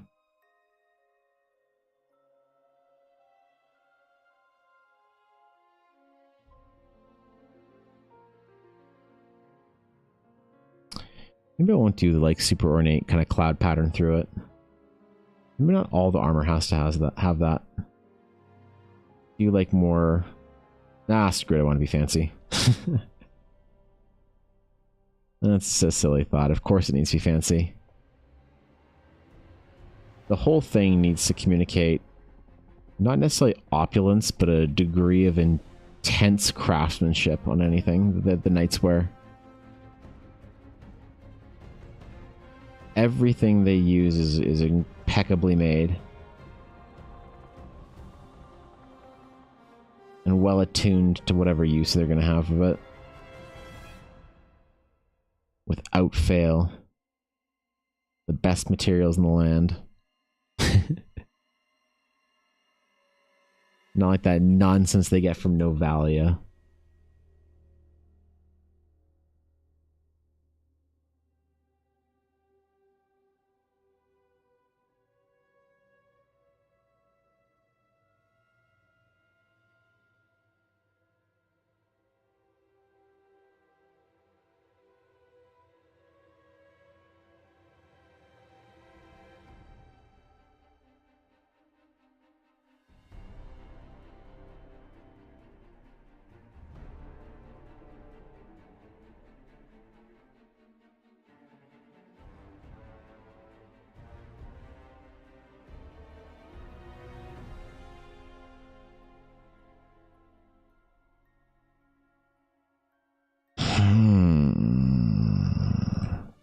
Yeah, screw it.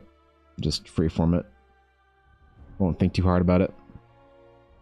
Hey, Silesian, what's up, dude? Good to see ya.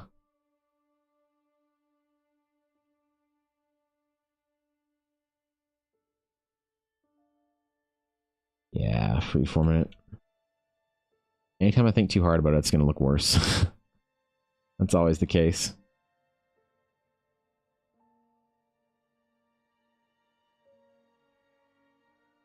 And reflect it or copy it, but about it, I think. But as mechanical as I can make it, without it looking weird.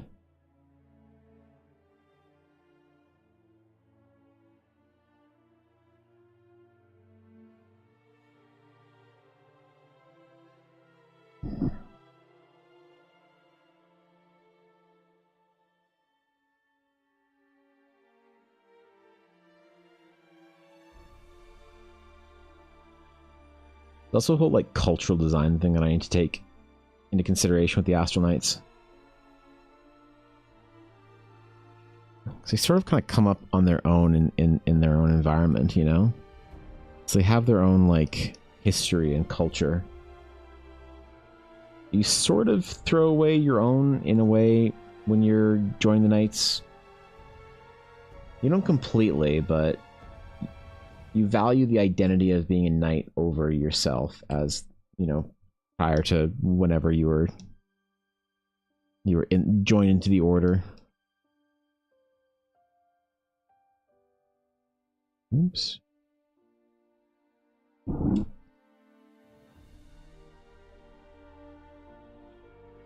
Okay. Calm down, selections. There we go.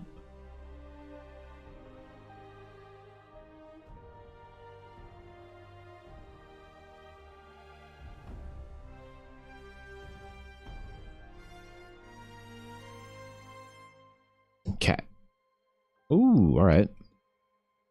Not bad, man. It's very satisfying when I smash it all into one layer and it actually kind of looks good. Backless piece, it's looking awesome. Thanks, dude. How's the wrist? It is real bad, I'll be honest. I'm not gonna complain about it, because that's annoying to listen to somebody whining about shit. But yeah, I'll be honest, I gotta really figure something out. I don't want to miss any more days of work or streams or anything like that, because I don't really have time to. Not if I want to like keep up with certain releases and stuff. But I'm going for physio on it next week after stream, and this is like the next step before surgical interventions for the old wrist. But looks like more of a forearm issue than a wrist issue, so we'll see. Certain exercises and that I do at the gym and whatnot help out, which is great, but the end of it, not much is really solving the problem. It's just kind of agony all the time. Painkillers help. I didn't want to take a ton today because I was on them all yesterday because I was working till midnight, so... Astral librarians? There's probably a like a librarian sort of like role in the Knight Order that older knights would take on. You don't really leave the Astral Knight Order. So you have the kind of the senior knights, the older ones that have kind of earned their position, that might spend more time sort of like controlling and the training and sharing their wisdom and things like that, as opposed to going out and doing knightly duties.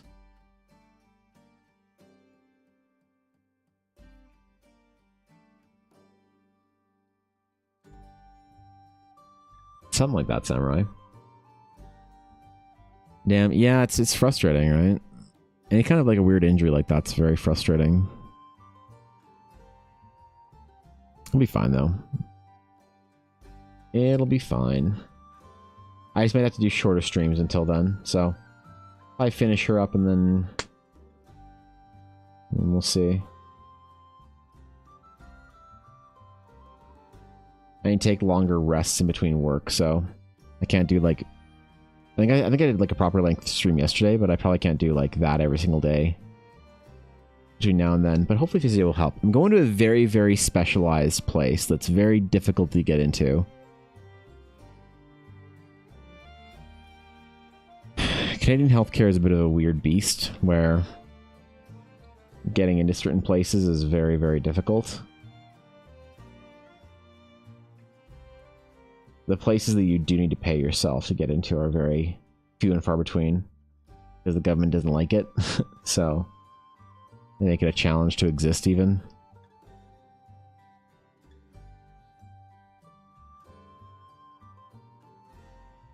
Hope it helps. Yeah, I'm sure it will, actually. I'm sure it will.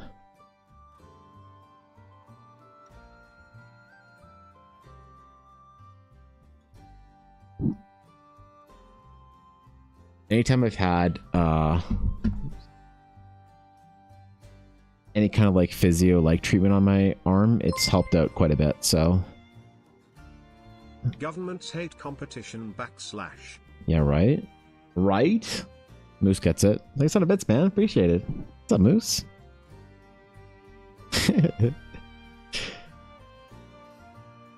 Yeah, that's right. Exactly. Well, there's a non-zero chance that I might take some time off later in the fall. Like maybe 2 or 3 weeks to rest and try and... Like once the adventure's out, once my project's done for coffee and Patreon's all good, things are just kind of maintaining, Quincy's thing is done, like once everything's like done and caught up later in the fall, I might just take a couple of weeks off, not go anywhere, but just like not touch my computer, not hold a mouse, a controller, or a pen for like 2 or 3 weeks and just recuperate. I don't know when that'll be, but not for a while. When I went to the US last year to see family with Ella, I did notice though that I got back and I felt a lot better, just like not interacting with devices or computers or controllers or anything like that for a while. Now that's torture for me because, I mean, I don't really want to like play a lot of games right now at all, but that's like my jam, right? So if I'm not taking any time off to like, you know, air quote relax, it'd be time to play some games and chill. I don't know what I'd do with myself if I was forced to not touch a mouse or whatever. Maybe light mouse usage for certain games like Battletech or something would be okay, but not your high intensity FPS. Maybe it's just not holding a pen or whatever. Netflix, I don't know. I don't really watch a lot of stuff, to be honest. I don't really watch a lot of like TV shows and movies and shit like that. I'm not much of a TV enjoyer. Whenever there's a new TV series or whatever, I'm like usually pretty meh about it. I find a lot of it just isn't that good now these days. Which might be just me being mad at stuff, but I don't know. I know a lot of people like my age that will say that. They just want to like chill and sit on a couch and watch Netflix for 3 weeks. I don't know. I just get antsy. I get antsy, bro. I want to go play a game or do a thing. Right? Start a bullshit religion based around an orb. Will that help? September for stretches? Yes, actually. Every sub this September will force me to stretch for 1 minute. That's too long. 5 minutes? Yeah, that's too long. I'll do one stretch. There you go. The September Orbathon will be me holding my health hostage.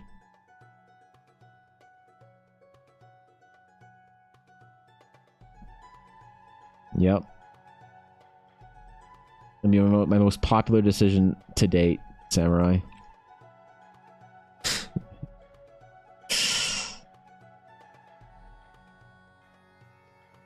We need a bunch of different value layers here.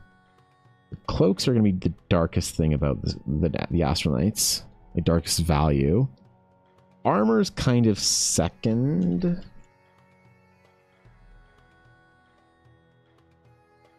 It's dark, but it's not like pitch black.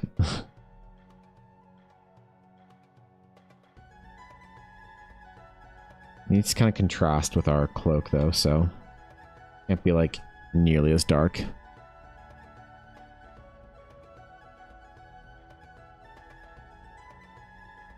What's up, Cinnabar?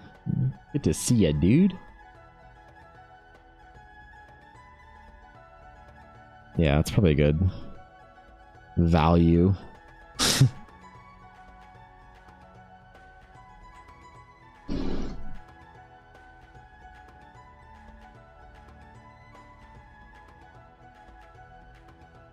Hell yeah, that works.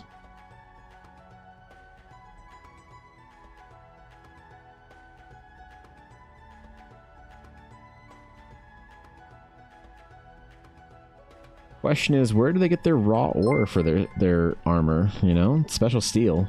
Evan. Yes, Evan, that's me. Hello. Elder Law question incoming. Yes. Prepare the recording. Okay. All right. Gotcha. I'll do it. What do we got? What's your question? What is the airspeed velocity of an unladen Eldarin swallow? 4. Like way more than you'd think. But seriously, like 4. I know you were thinking like maybe 1.5, but no, like I'm unironically like 4. So yeah, thanks for the lore question. I appreciate it. Let's go, dude. Hey, yo, hope that helps. Yep.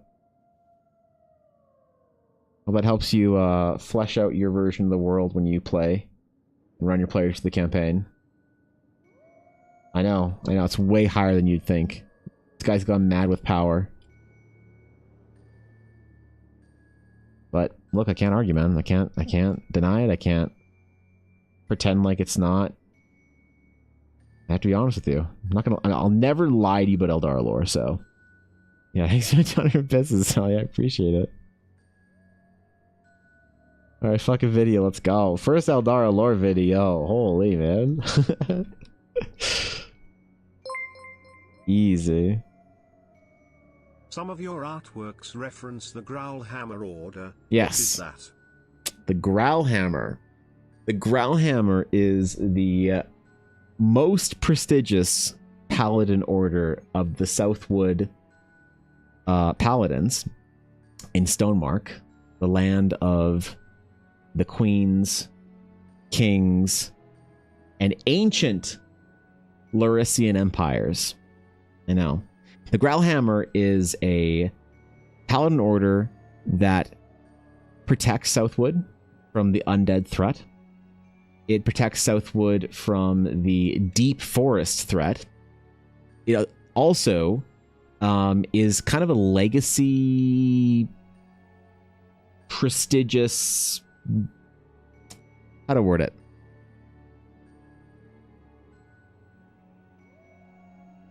It's also kind of an order that is supposed to stay around as a memory and honoring of the war against the Lorik Empire from the Stonemark nobility.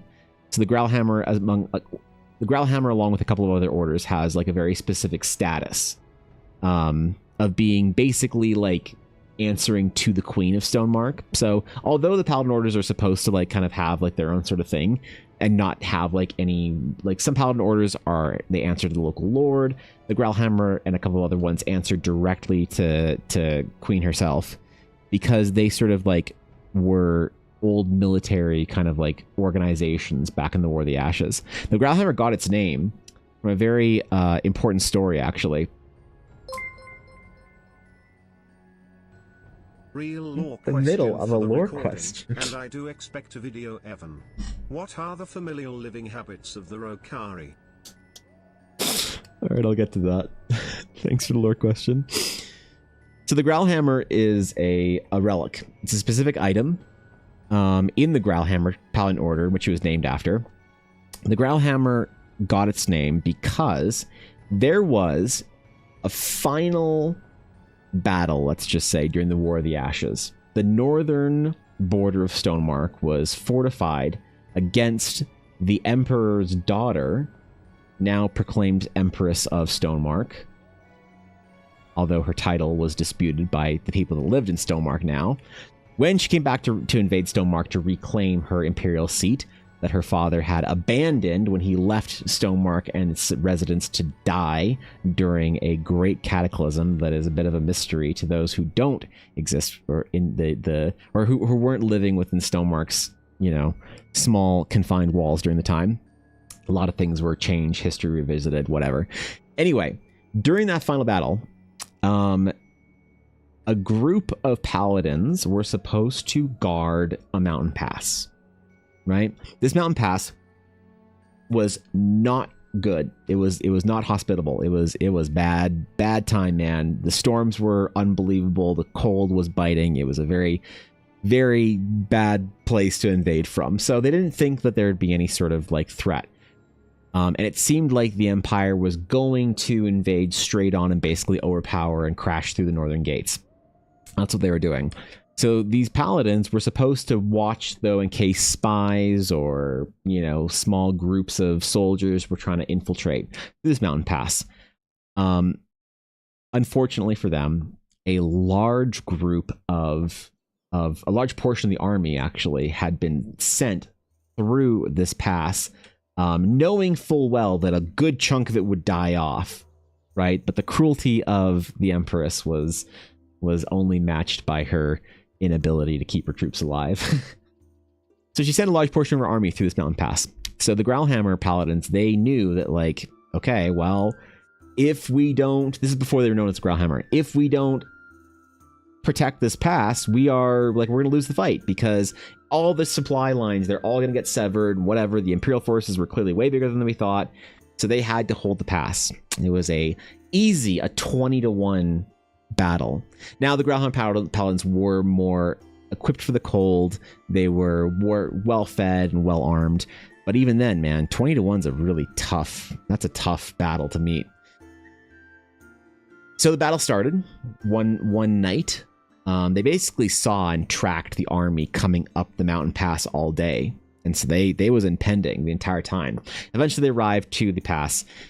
The Growlhammer Paladins announce themselves. They cast their, you know, their scathing condemnation, tell them to turn back, all that. The battle commences. It is a brutal battle.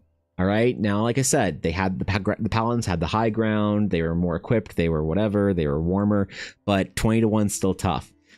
Eventually, their forces were dwindled down to almost nothing, a group of around 10 or 15 Paladins, and there were still hundreds upon hundreds, if not thousands, of these soldiers just pouring up the mountain pass.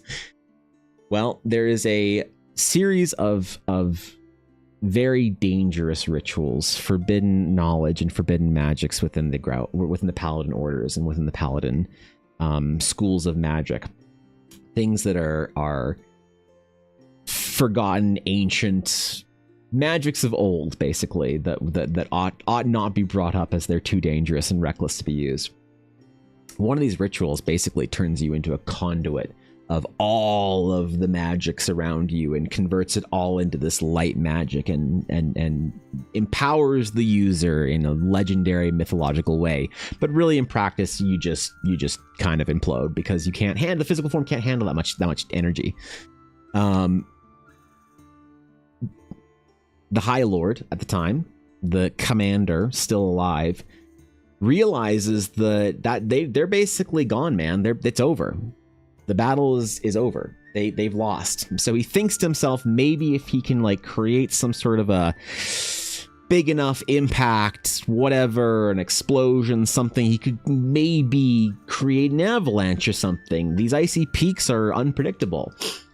So he begins reciting these incantations, these rituals. He begins drawing glyphs in the snow that are lighting up all around him as he creates the spell circle. Seeing what he's doing, his captains, the soldiers around him, understand that they need to protect him through this ritual. So they all kind of rally around him.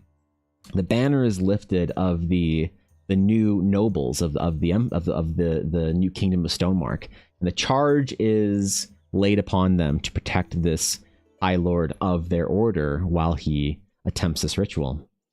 So it takes a couple of minutes, and the battle is fierce as they are kind of compact down into this small little kind of garrison circle around their captain. Eventually, he finishes the ritual, and as he's finishing the ritual, the air itself begins to sort of crackle with this energy. A lot of these guys, they've only heard of this sort of like this spell, this ritual. In theory, it's legendary, it's mythological. Does it even work? Can you even do it? It's a forbidden taboo, you know? But as he finishes his writings, the air grows thick with currents of holy electricity crackling around like thunder is about to brew. The mountains begin to tremble, the peaks on either side of him.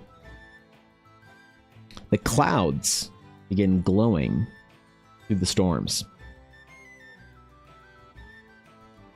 And in a flash of light, the clouds explode out kilometers in both directions, leaving the unfiltered night starry sky above.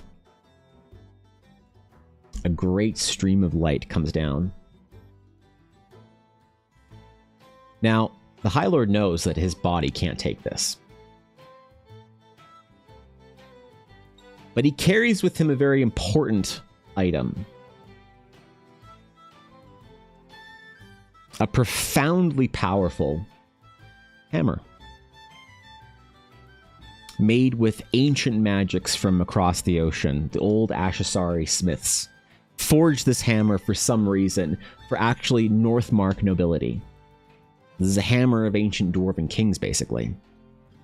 And so he uses this ritual to channel it into his hammer, not himself. Although simply holding onto the hammer begins to burn him alive. But a little bit, just a little bit more energy. A little bit more, a little bit more, a little bit more. His gloves burn away. Completely.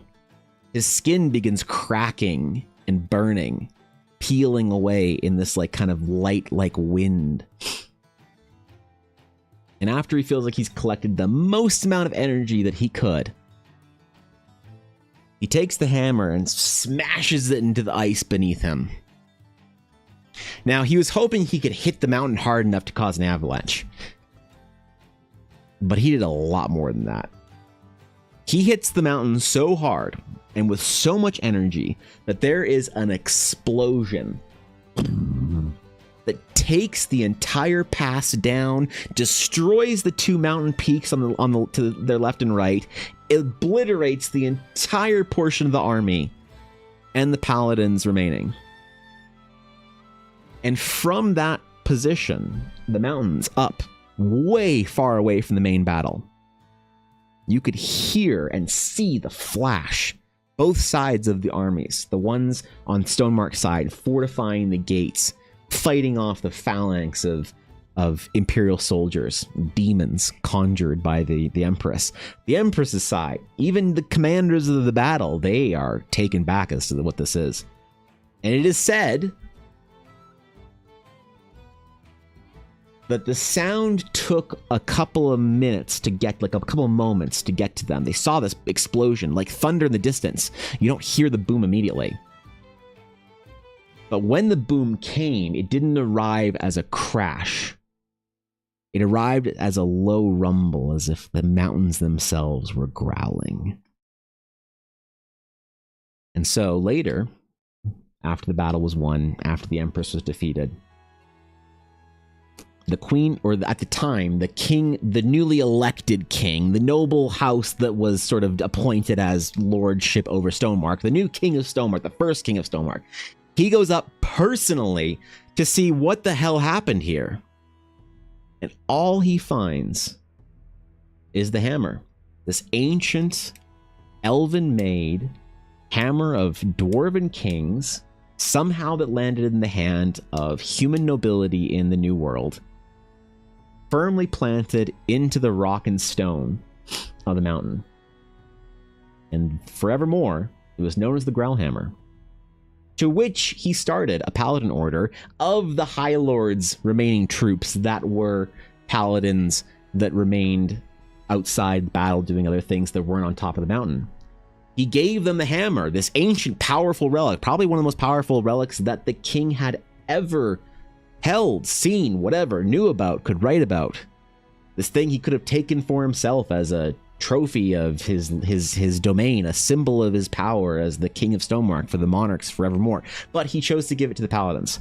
And he asked them to take it and to honor it and to create their order with it in hand as a symbol of their power and remembrance of the battle, along with the other paladin orders that put in a lot of work in the War of the Ashes to defeat the demons. A lot of soldiers had to turn paladins, understand how to use this light magic that was antithetical to the darkness that the Empress was using to fuel her troops. So a lot of paladins kind of came about in that time period because out of necessity. So among the other orders, the Growlhammer was considered to be maybe the most the noble's favorite, the favored one, as they are the ones that carry the most powerful lineage in the War of the Ashes. And they were actually asked when Southwood was being carved, and they decided that they needed that we are now a new kingdom, Stonemark. We are not the Loric Empire. We are not all that other stuff. We need to we need to open ourselves to the world and welcome the travelers and traders of the world into Stonemark and be part of the greater world and reconnect with the old world, because they were locked off for a long time, man. It was the old world, and then the new world was the empire, right? So they decided to create great trade hubs and ports and that kind of thing. But the most hospitable place for a port is actually on the south side of the continent. But the south side of the continent, well, country, let's just say country, the continent's kind of there, whatever. The south side of Stonemark is all just overrun with an ancient, powerful forest. We're talking twisting trees that are hundreds of feet tall, beasts that are the size of elephants but the shapes of tigers. Like, Southwood's a dangerous place, man.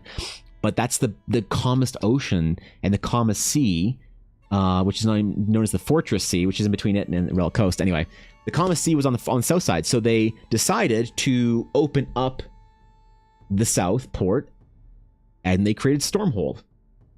However, getting through and building a travel trade route from Stormhold on the south coast to the rest of Stonemark is very dangerous work, because there's beasts, there's monsters, there's ancient forests, there's bandits, there's forgotten evils, there's the restless dead, there's all sorts of crazy things happening in Southwood. I could talk with Laura Southwood for hours, because that was the first place actually developed for Eldara.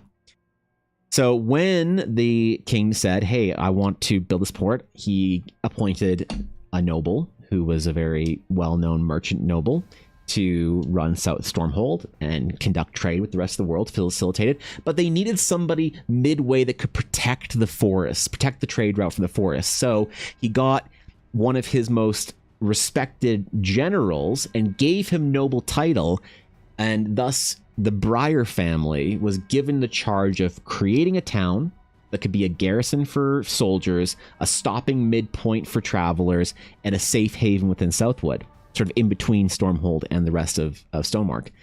And so he created Briar Pass. And Briar Pass, if you look on the map, the menu map, for the oldest map I did, oops, not Southwood, Stonemark.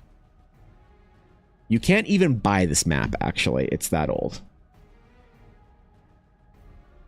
So right here, this is the capital of the city, or of Stonemark, the city Dawn's Arch.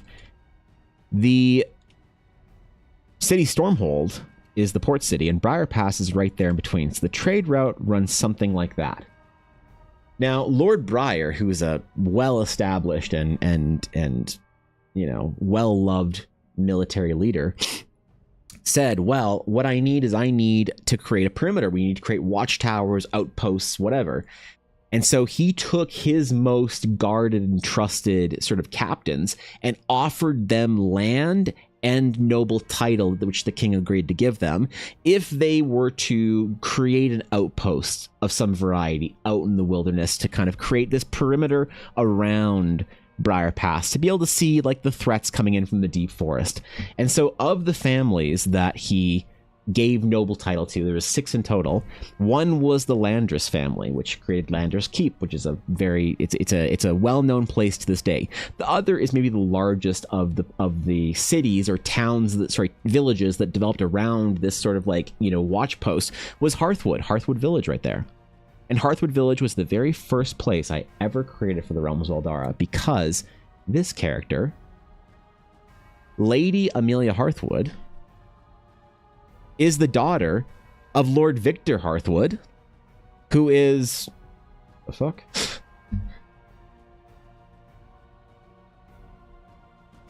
Oh. Wait, that's the old one.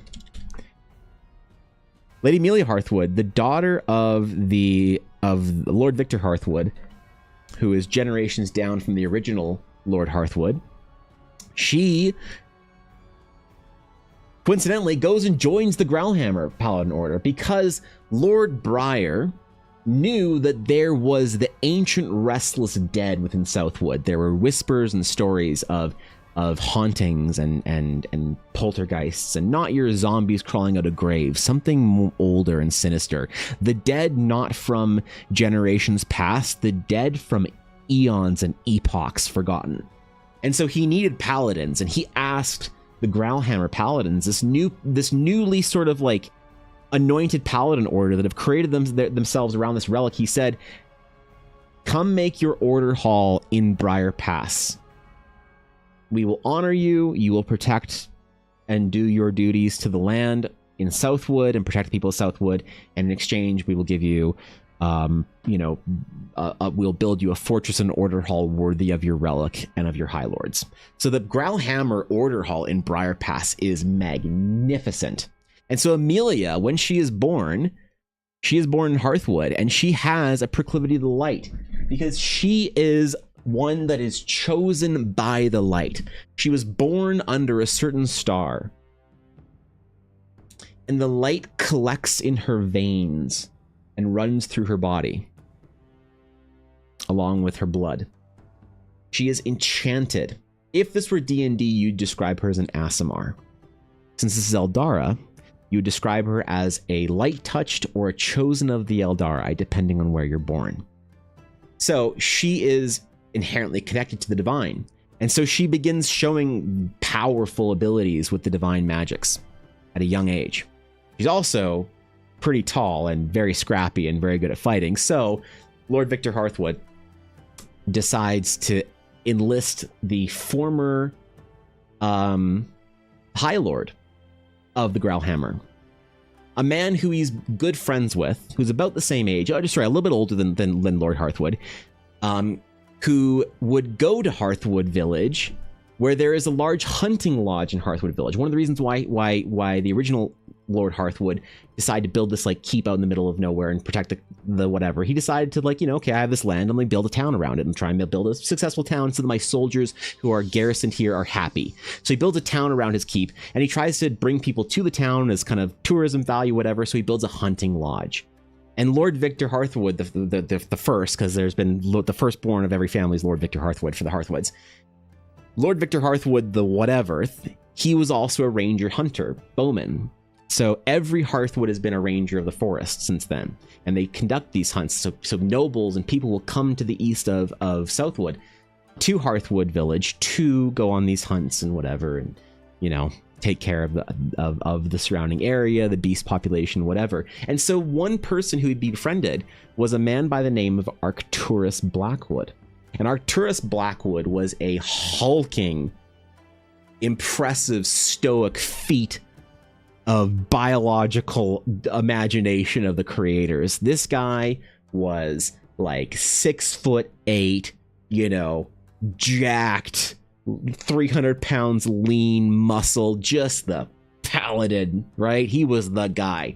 And he was High Lord for the Growlhammer for many years until he eventually stepped down, retired. For whatever reason, he decided that he wanted to live a slower life.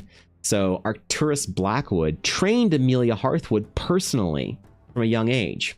So she did not join the order, the Growlhammer, until later on. When she did, she joined the Growlhammer as a very established kind of user and ready to be knighted immediately, because she was already very powerful as a paladin in the paladin ways. So she joined the Growlhammer, immediately went out to prove herself to be knighted, whatever, do that whole thing. But alongside Amelia, a girl of the same age as Amelia, who was friends with Amelia, became her squire through this time, Lady Natalie Landress of Landress Keep. And Natalie was a very, very skilled duelist who has her own story where her and Amelia basically went on adventures and stuff. And Natalie served as Amelia's squire, as Lord and Lady Landress asked Lord and Lady Hearthwood if Natalie could train under Amelia, because actually Amelia was a little bit older than Natalie, and squire for her. And Natalie always looked up to Amelia as an elder sister type thing in the nobles of Briar Pass, that kind of small community. So Natalie Landress was Amelia's squire. This because when Ella was making her character Amelia, she took the feat for a noble that gives you retainers. So she had a couple of retainers, and Natalie Landress is one of them. Now, at the same time that Amelia was coming up, there was another girl who was a little bit older than Amelia, who was Arcturus Blackwood's niece. Now, she also had this gift of being light touched. So very uncommon to have two children light touched in one area. Very, very strange. But this girl also then benefited from the training of her uncle being the former High Lord of the Paladin Order, Ella Blackwood. Eventually goes on to become the High Lord, the High Lord Commander, Lady Blackwood of the Growlhammer. And so these are both Ella's characters. Amelia Hearthwood was early on, and out of game lore, when I started streaming, Ella had a username on Twitch that was fucking stupid, like we all do, like all of you do. Relax, okay, I'm chilling. And she decided, she's like, I can't be this username. That's dumb. I need a new username, because if I'm gonna be in your chat and modding for you and stuff, Evan, I gotta have a real username. What should I call myself? I don't know. And Ella's always got me to name all her characters for her for D&D. She's always asked me for names for her characters for D&D. She gets me to name her fucking characters for her, which is really funny. But she was like, what do I do? What do I do for my Twitch account? You have to help me. I was like, okay, why don't you just name yourself after your D&D character, Ella Blackwood? And she was like, oh, I love that. So she called her Twitch account Ella Blackwood. So this is Ella Blackwood. This is the character that was based off, because that was the character in the current campaign. The reason why Ella and Amelia are two different characters, they're basically the same character, but they're two different characters because that first campaign came to an abrupt ending with Amelia Hearthwood in it. After 2 of my players got a fucking divorce. So that campaign ended. So she's like, well, I still want to be an Aasimar Paladin. So I guess I'm Aasimar Paladin number 2, Ella Blackwood. So Amelia and Ella share sort of, they're two halves of the same, or two sides of the same coin in a lot of ways. But so when Ella decided to create Blackwood Dice as a brand, it's all based around the Growlhammer. And so this is not the Growlhammer. This is not the Growlhammer. Ella's hammer, not the Growlhammer. Growlhammer, it's supposed to be the Growlhammer. So this is canonically, narratively, the Growlhammer that Ella is using, but this is not the design of the Growlhammer. This is a much older design of a hammer that does not carry the elegance and current design of the Ashasari elves, because this was made long before I'd done any design work for the Ashasari elves. That's why when I redid a portrait of Ella, I only did her sort of portraiture for it as opposed to the full design, because I didn't want it to be I don't want to commit to the design for the Growlhammer and for other things like armor related. But that is where the Growlhammer gets its name, and it still to this day is probably, it's not the biggest and it's not the most powerful, but it is the most well-loved paladin order within all of Stonemark. And the Queen of Stonemark actually still has a special connection and affinity for the Growlhammer. And as in the campaign they played, there was some mysterious corruption and cultishness happening within the Briar family. It seems like they had been infiltrated by one that would see them destroyed, a duplicitous deceiver of sorts. And so the Briar family was doing everything to usurp the power of the Growlhammer, as the Growlhammer was considered a loved authority in their city. The Growlhammer and the High Lord of the Growlhammer at the time had the absolute authority to go to the Queen herself and say, hey, your Duke and Duchess over here are being dicks. To which then the Queen is like, all right, fucking roll these sleeves up. Let's go handle business, all right? So the Growlhammer has a very important piece of lore. And starting as a Growlhammer Paladin, you carry a bond with your tradition unlike any other paladin order. You have a lineage of bravery, of self-sacrifice, and service to the people. So Growlhammer Paladins, in fact, they do not brandish their weapons. They wear a cloak and a seal. They wear the seal of the Growlhammer on one shoulder, on their left shoulder, wherever they keep their weapon, they wear the seal there. And their cloak falls down on their body on that side, covering and concealing their weapon at all times. Because it is considered the tactic of intimidators and despots to brandish weapons that could be used as a reminder to the inadequacy and powerlessness of the people. Soldiers showing off their wares, parading their commanding battlements across towns. Some see it as a recognition of the power of their protectors, but the Growlhammer Paladins have a different view. They think that it is arrogant and egotistical, so they never want to show when they have to go, let's say, purge the undead from a local town's grave. Those are people that are ancestors to them, that have to be taken down, smoten across the graveyards. The restless dead must be placed back into their slumber aggressively. But this can be quite unsettling for somebody if your ancestor has risen from the grave and now needs to be taken down again. It's a very traumatic experience for some people. So the Growlhammer Paladins view it as an act of grace and decency, not to show off the implements of their loved one's execution for, a second time. So they keep their weapons sealed. They keep their weapons hidden. Their larger swords and hammers they keep wrapped at all times. Their sidearms they keep away. They never show off their weaponry ever. Now, heroic poses like this character. This is a character design because I'm trying to show off the character design of what her mace and stuff looks like. You know, the same thing for Ella or whatever any of the characters, obviously. But if you see the paladins walking down the street, they'll usually always have their cloak down. You will never see their weapons ever. So they're very well loved, very respected, but there is a certain sense of decency and honor that Growlhammer paladins must maintain. So.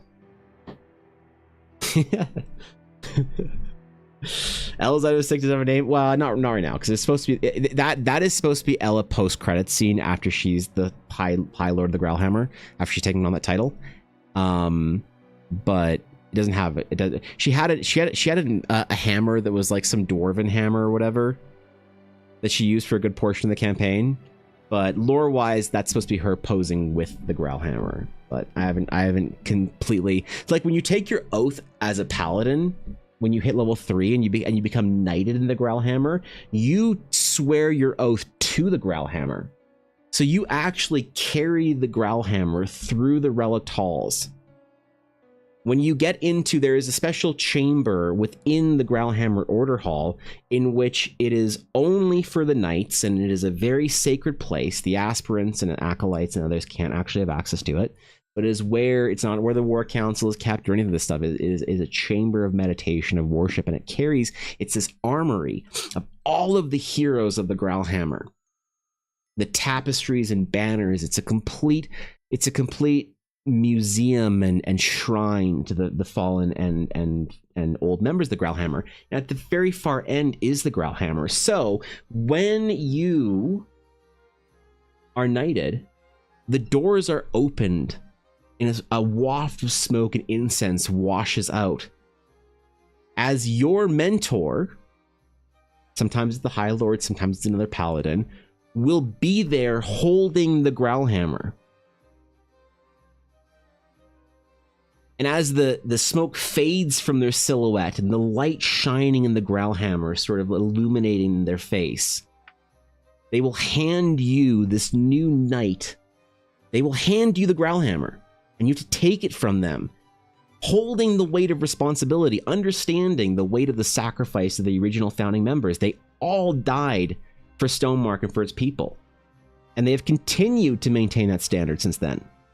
At that point, your mentor will step aside, allowing you to walk into this sacred hallowed chamber, walk through the incense, the smoke, seeing for the first time ever in your career as a paladin, seeing the banners torn and scorched, seeing the armor dented with dried blood still on it, seeing the shields cracked and the shards of blades put back ornately into the form of the original sword. You walk through this chamber of ancient relics, the weight of all of your ancestral paladins on your shoulders. And it is said that the Growlhammer becomes heavier and heavier and heavier each step you take. And if you drop it, then you are unworthy to take on the mantle of being a paladin of the Growlhammer. But almost nobody who's chosen to be a paladin, to be knighted, fails. And so they walk through the chamber, and they place the Growlhammer back onto its stand. Under the banner, which I forgot to mention, somehow the banner survived. The banner torn and burned, somehow the banner survived. It was found miles and miles away. It got thrown out of the battle. Maybe there was a glove and a toe beside it. But the banner now of the original paladins there, the original High Lord Order, was there. And they weren't named at the time, by the way. These were like military, like groups of like kind of like companies of paladins to fight demons in the military. This was an order. This was their like sort of their banner. So the banner, you place the Growlhammer on there, and you have thusly returned the Growlhammer to its proper place, swearing an oath to it to uphold the dignity, to be willing to sacrifice yourself the way the original paladins of the Growlhammer did in the War of the Ashes. And when you emerge from the chamber, when you walk back through now the halls, a full paladin of the Growlhammer, you emerge from the incense plume to a thunderous applause of all of the other paladins, welcoming you into their order as a fellow knight of the Growlhammer. Not every paladin is a knight of the realm. in every paladin order, but every paladin of the Growlhammer is a Knight of the Realm. Given special authority by the Queen, the High Lord can knight all of his paladins, which is the responsibility of the High Lord, to which then you take on the mantle of Paladin of the Growlhammer. And actually, so this is just lore part 2 real quick. So when Dashto made the Realms of Eldara soundtrack, this is the most important song that he's ever made, because this was Hearthwood Village. And for those of you who know the song of Hearthwood Village and know how much I love it, you know the story that it takes you in the morning of Hearthwood, you know, Southwood being calm and serene, and the bakers making their bread for the day, and the children playing in the street as their parents, you know, get ready for whatever they're going to send them off to do. The village serene and tranquil and peaceful, even though the woods are scary beyond. But here they are safe because they are watched over by the Hearthwood family and the Rangers of Southwood. So this entire theme sends the whole story of Hearthwood Village. However, at one point in the theme, I'll let you guys listen to it, Dashto wrote the theme of the Growlhammer. And so this is also Amelia's theme. So it takes you through the story, through the village. You can see people in the streets, the calmness, the idyllic RPG starting town, you know, the enchanter preparing his wares for the day, you know, the rangers coming back being gifted, you know, sweet buns from the baker for taking care of them. And I love it, especially because with Hearthwood Village comes the theme of the Growlhammer.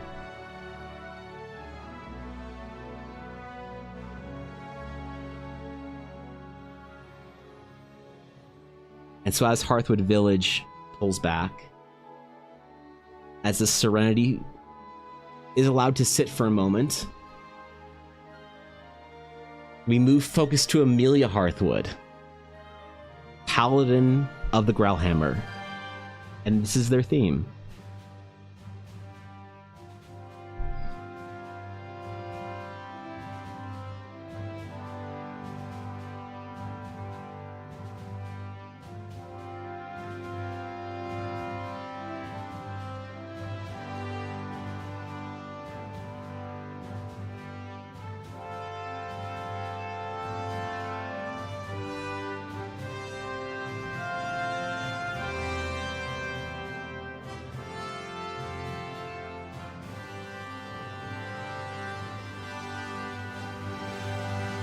And now we sweep across the entirety of Southwood, revealing all the cities, all the places, the kingdom of Stonemark beyond, the heroic lineage of our heroes starting in the noble north of Stonemark.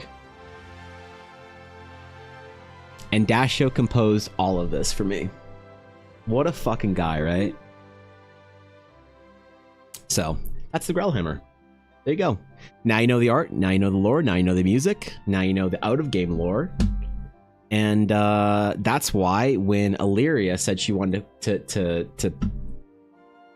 do a cosplay of Amelia, that like hit me, because Amelia Hearthwood is for me the single most important character in all of the Realms of Eldara. It's not even close. There will never be a character that is as important to me as Amelia Hearthwood. Maybe Alara Avalon. Alara Avalon is going to be Endrick's wife in the Dragon's Claim, and is going to be Ella's presence in the world. That is is going to be her persistent presence.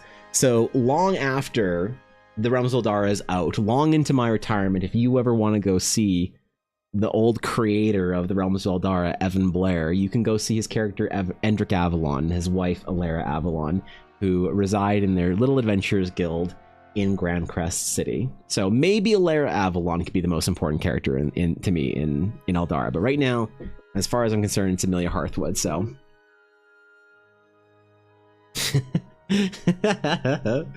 You become 10 times billions more incredible? Aw, man. All right, the Rokari. So, question number 2.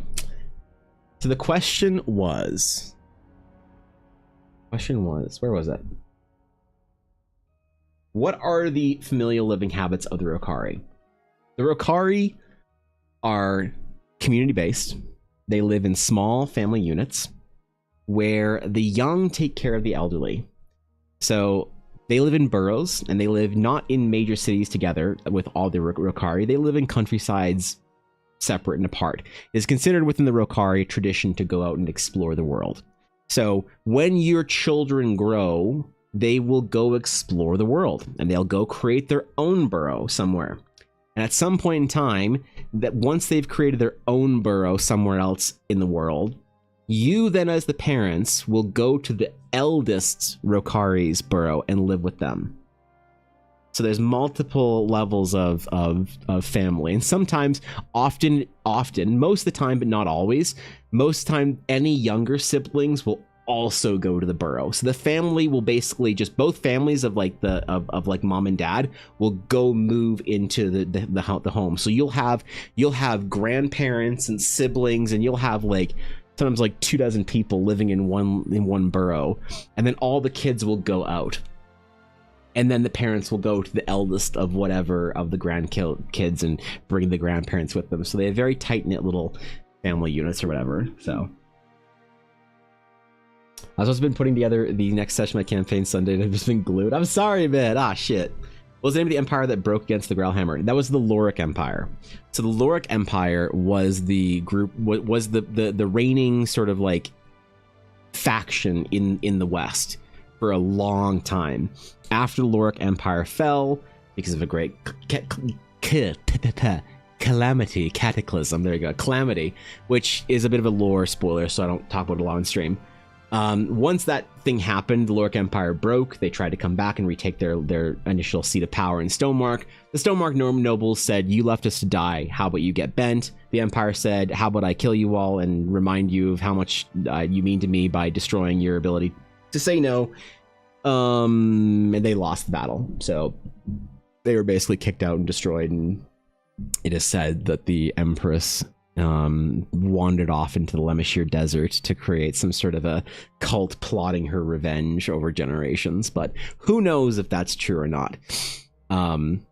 But yeah, the Lorik Empire fell and broke apart, and that's the entirety of like the lore of the Shattered Sea and Relic Coast and whatever. The Relic Coast and Stonemark are really the places where the Lorik Empire was empiring. The Shattered Sea was pretty far out there, so they weren't doing a lot of empiring out there, even though they were technically an empire out that way. Anyway, yeah, the album's great, man. Dashter made this whole album for me. So, you know, he made like Leaving Briar Pass, the foundation of Stonemark. The Broadwake was a ship they took across the ocean that he liked. The Dream Vision is because there's a grove of druids that he had an experience as a druid that really was left an imprint on him that he loved.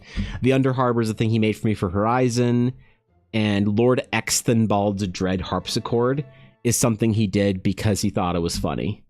Because there was a paladin order in the Shattered Sea that was called the Dusk Watch. There was basically maybe kind of evil paladins, we don't know, but there are evil paladins, and they be evil against the evil, but we don't like them that much. But we're glad they're on our side.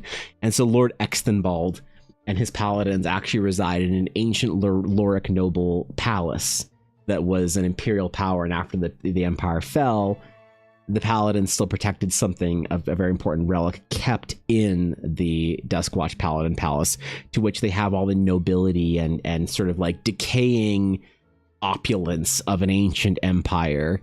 So of course there's a harpsichord, and of course Lord Exthenbald, the High Lord of the Duskwatch Paladins, plays his harpsichord.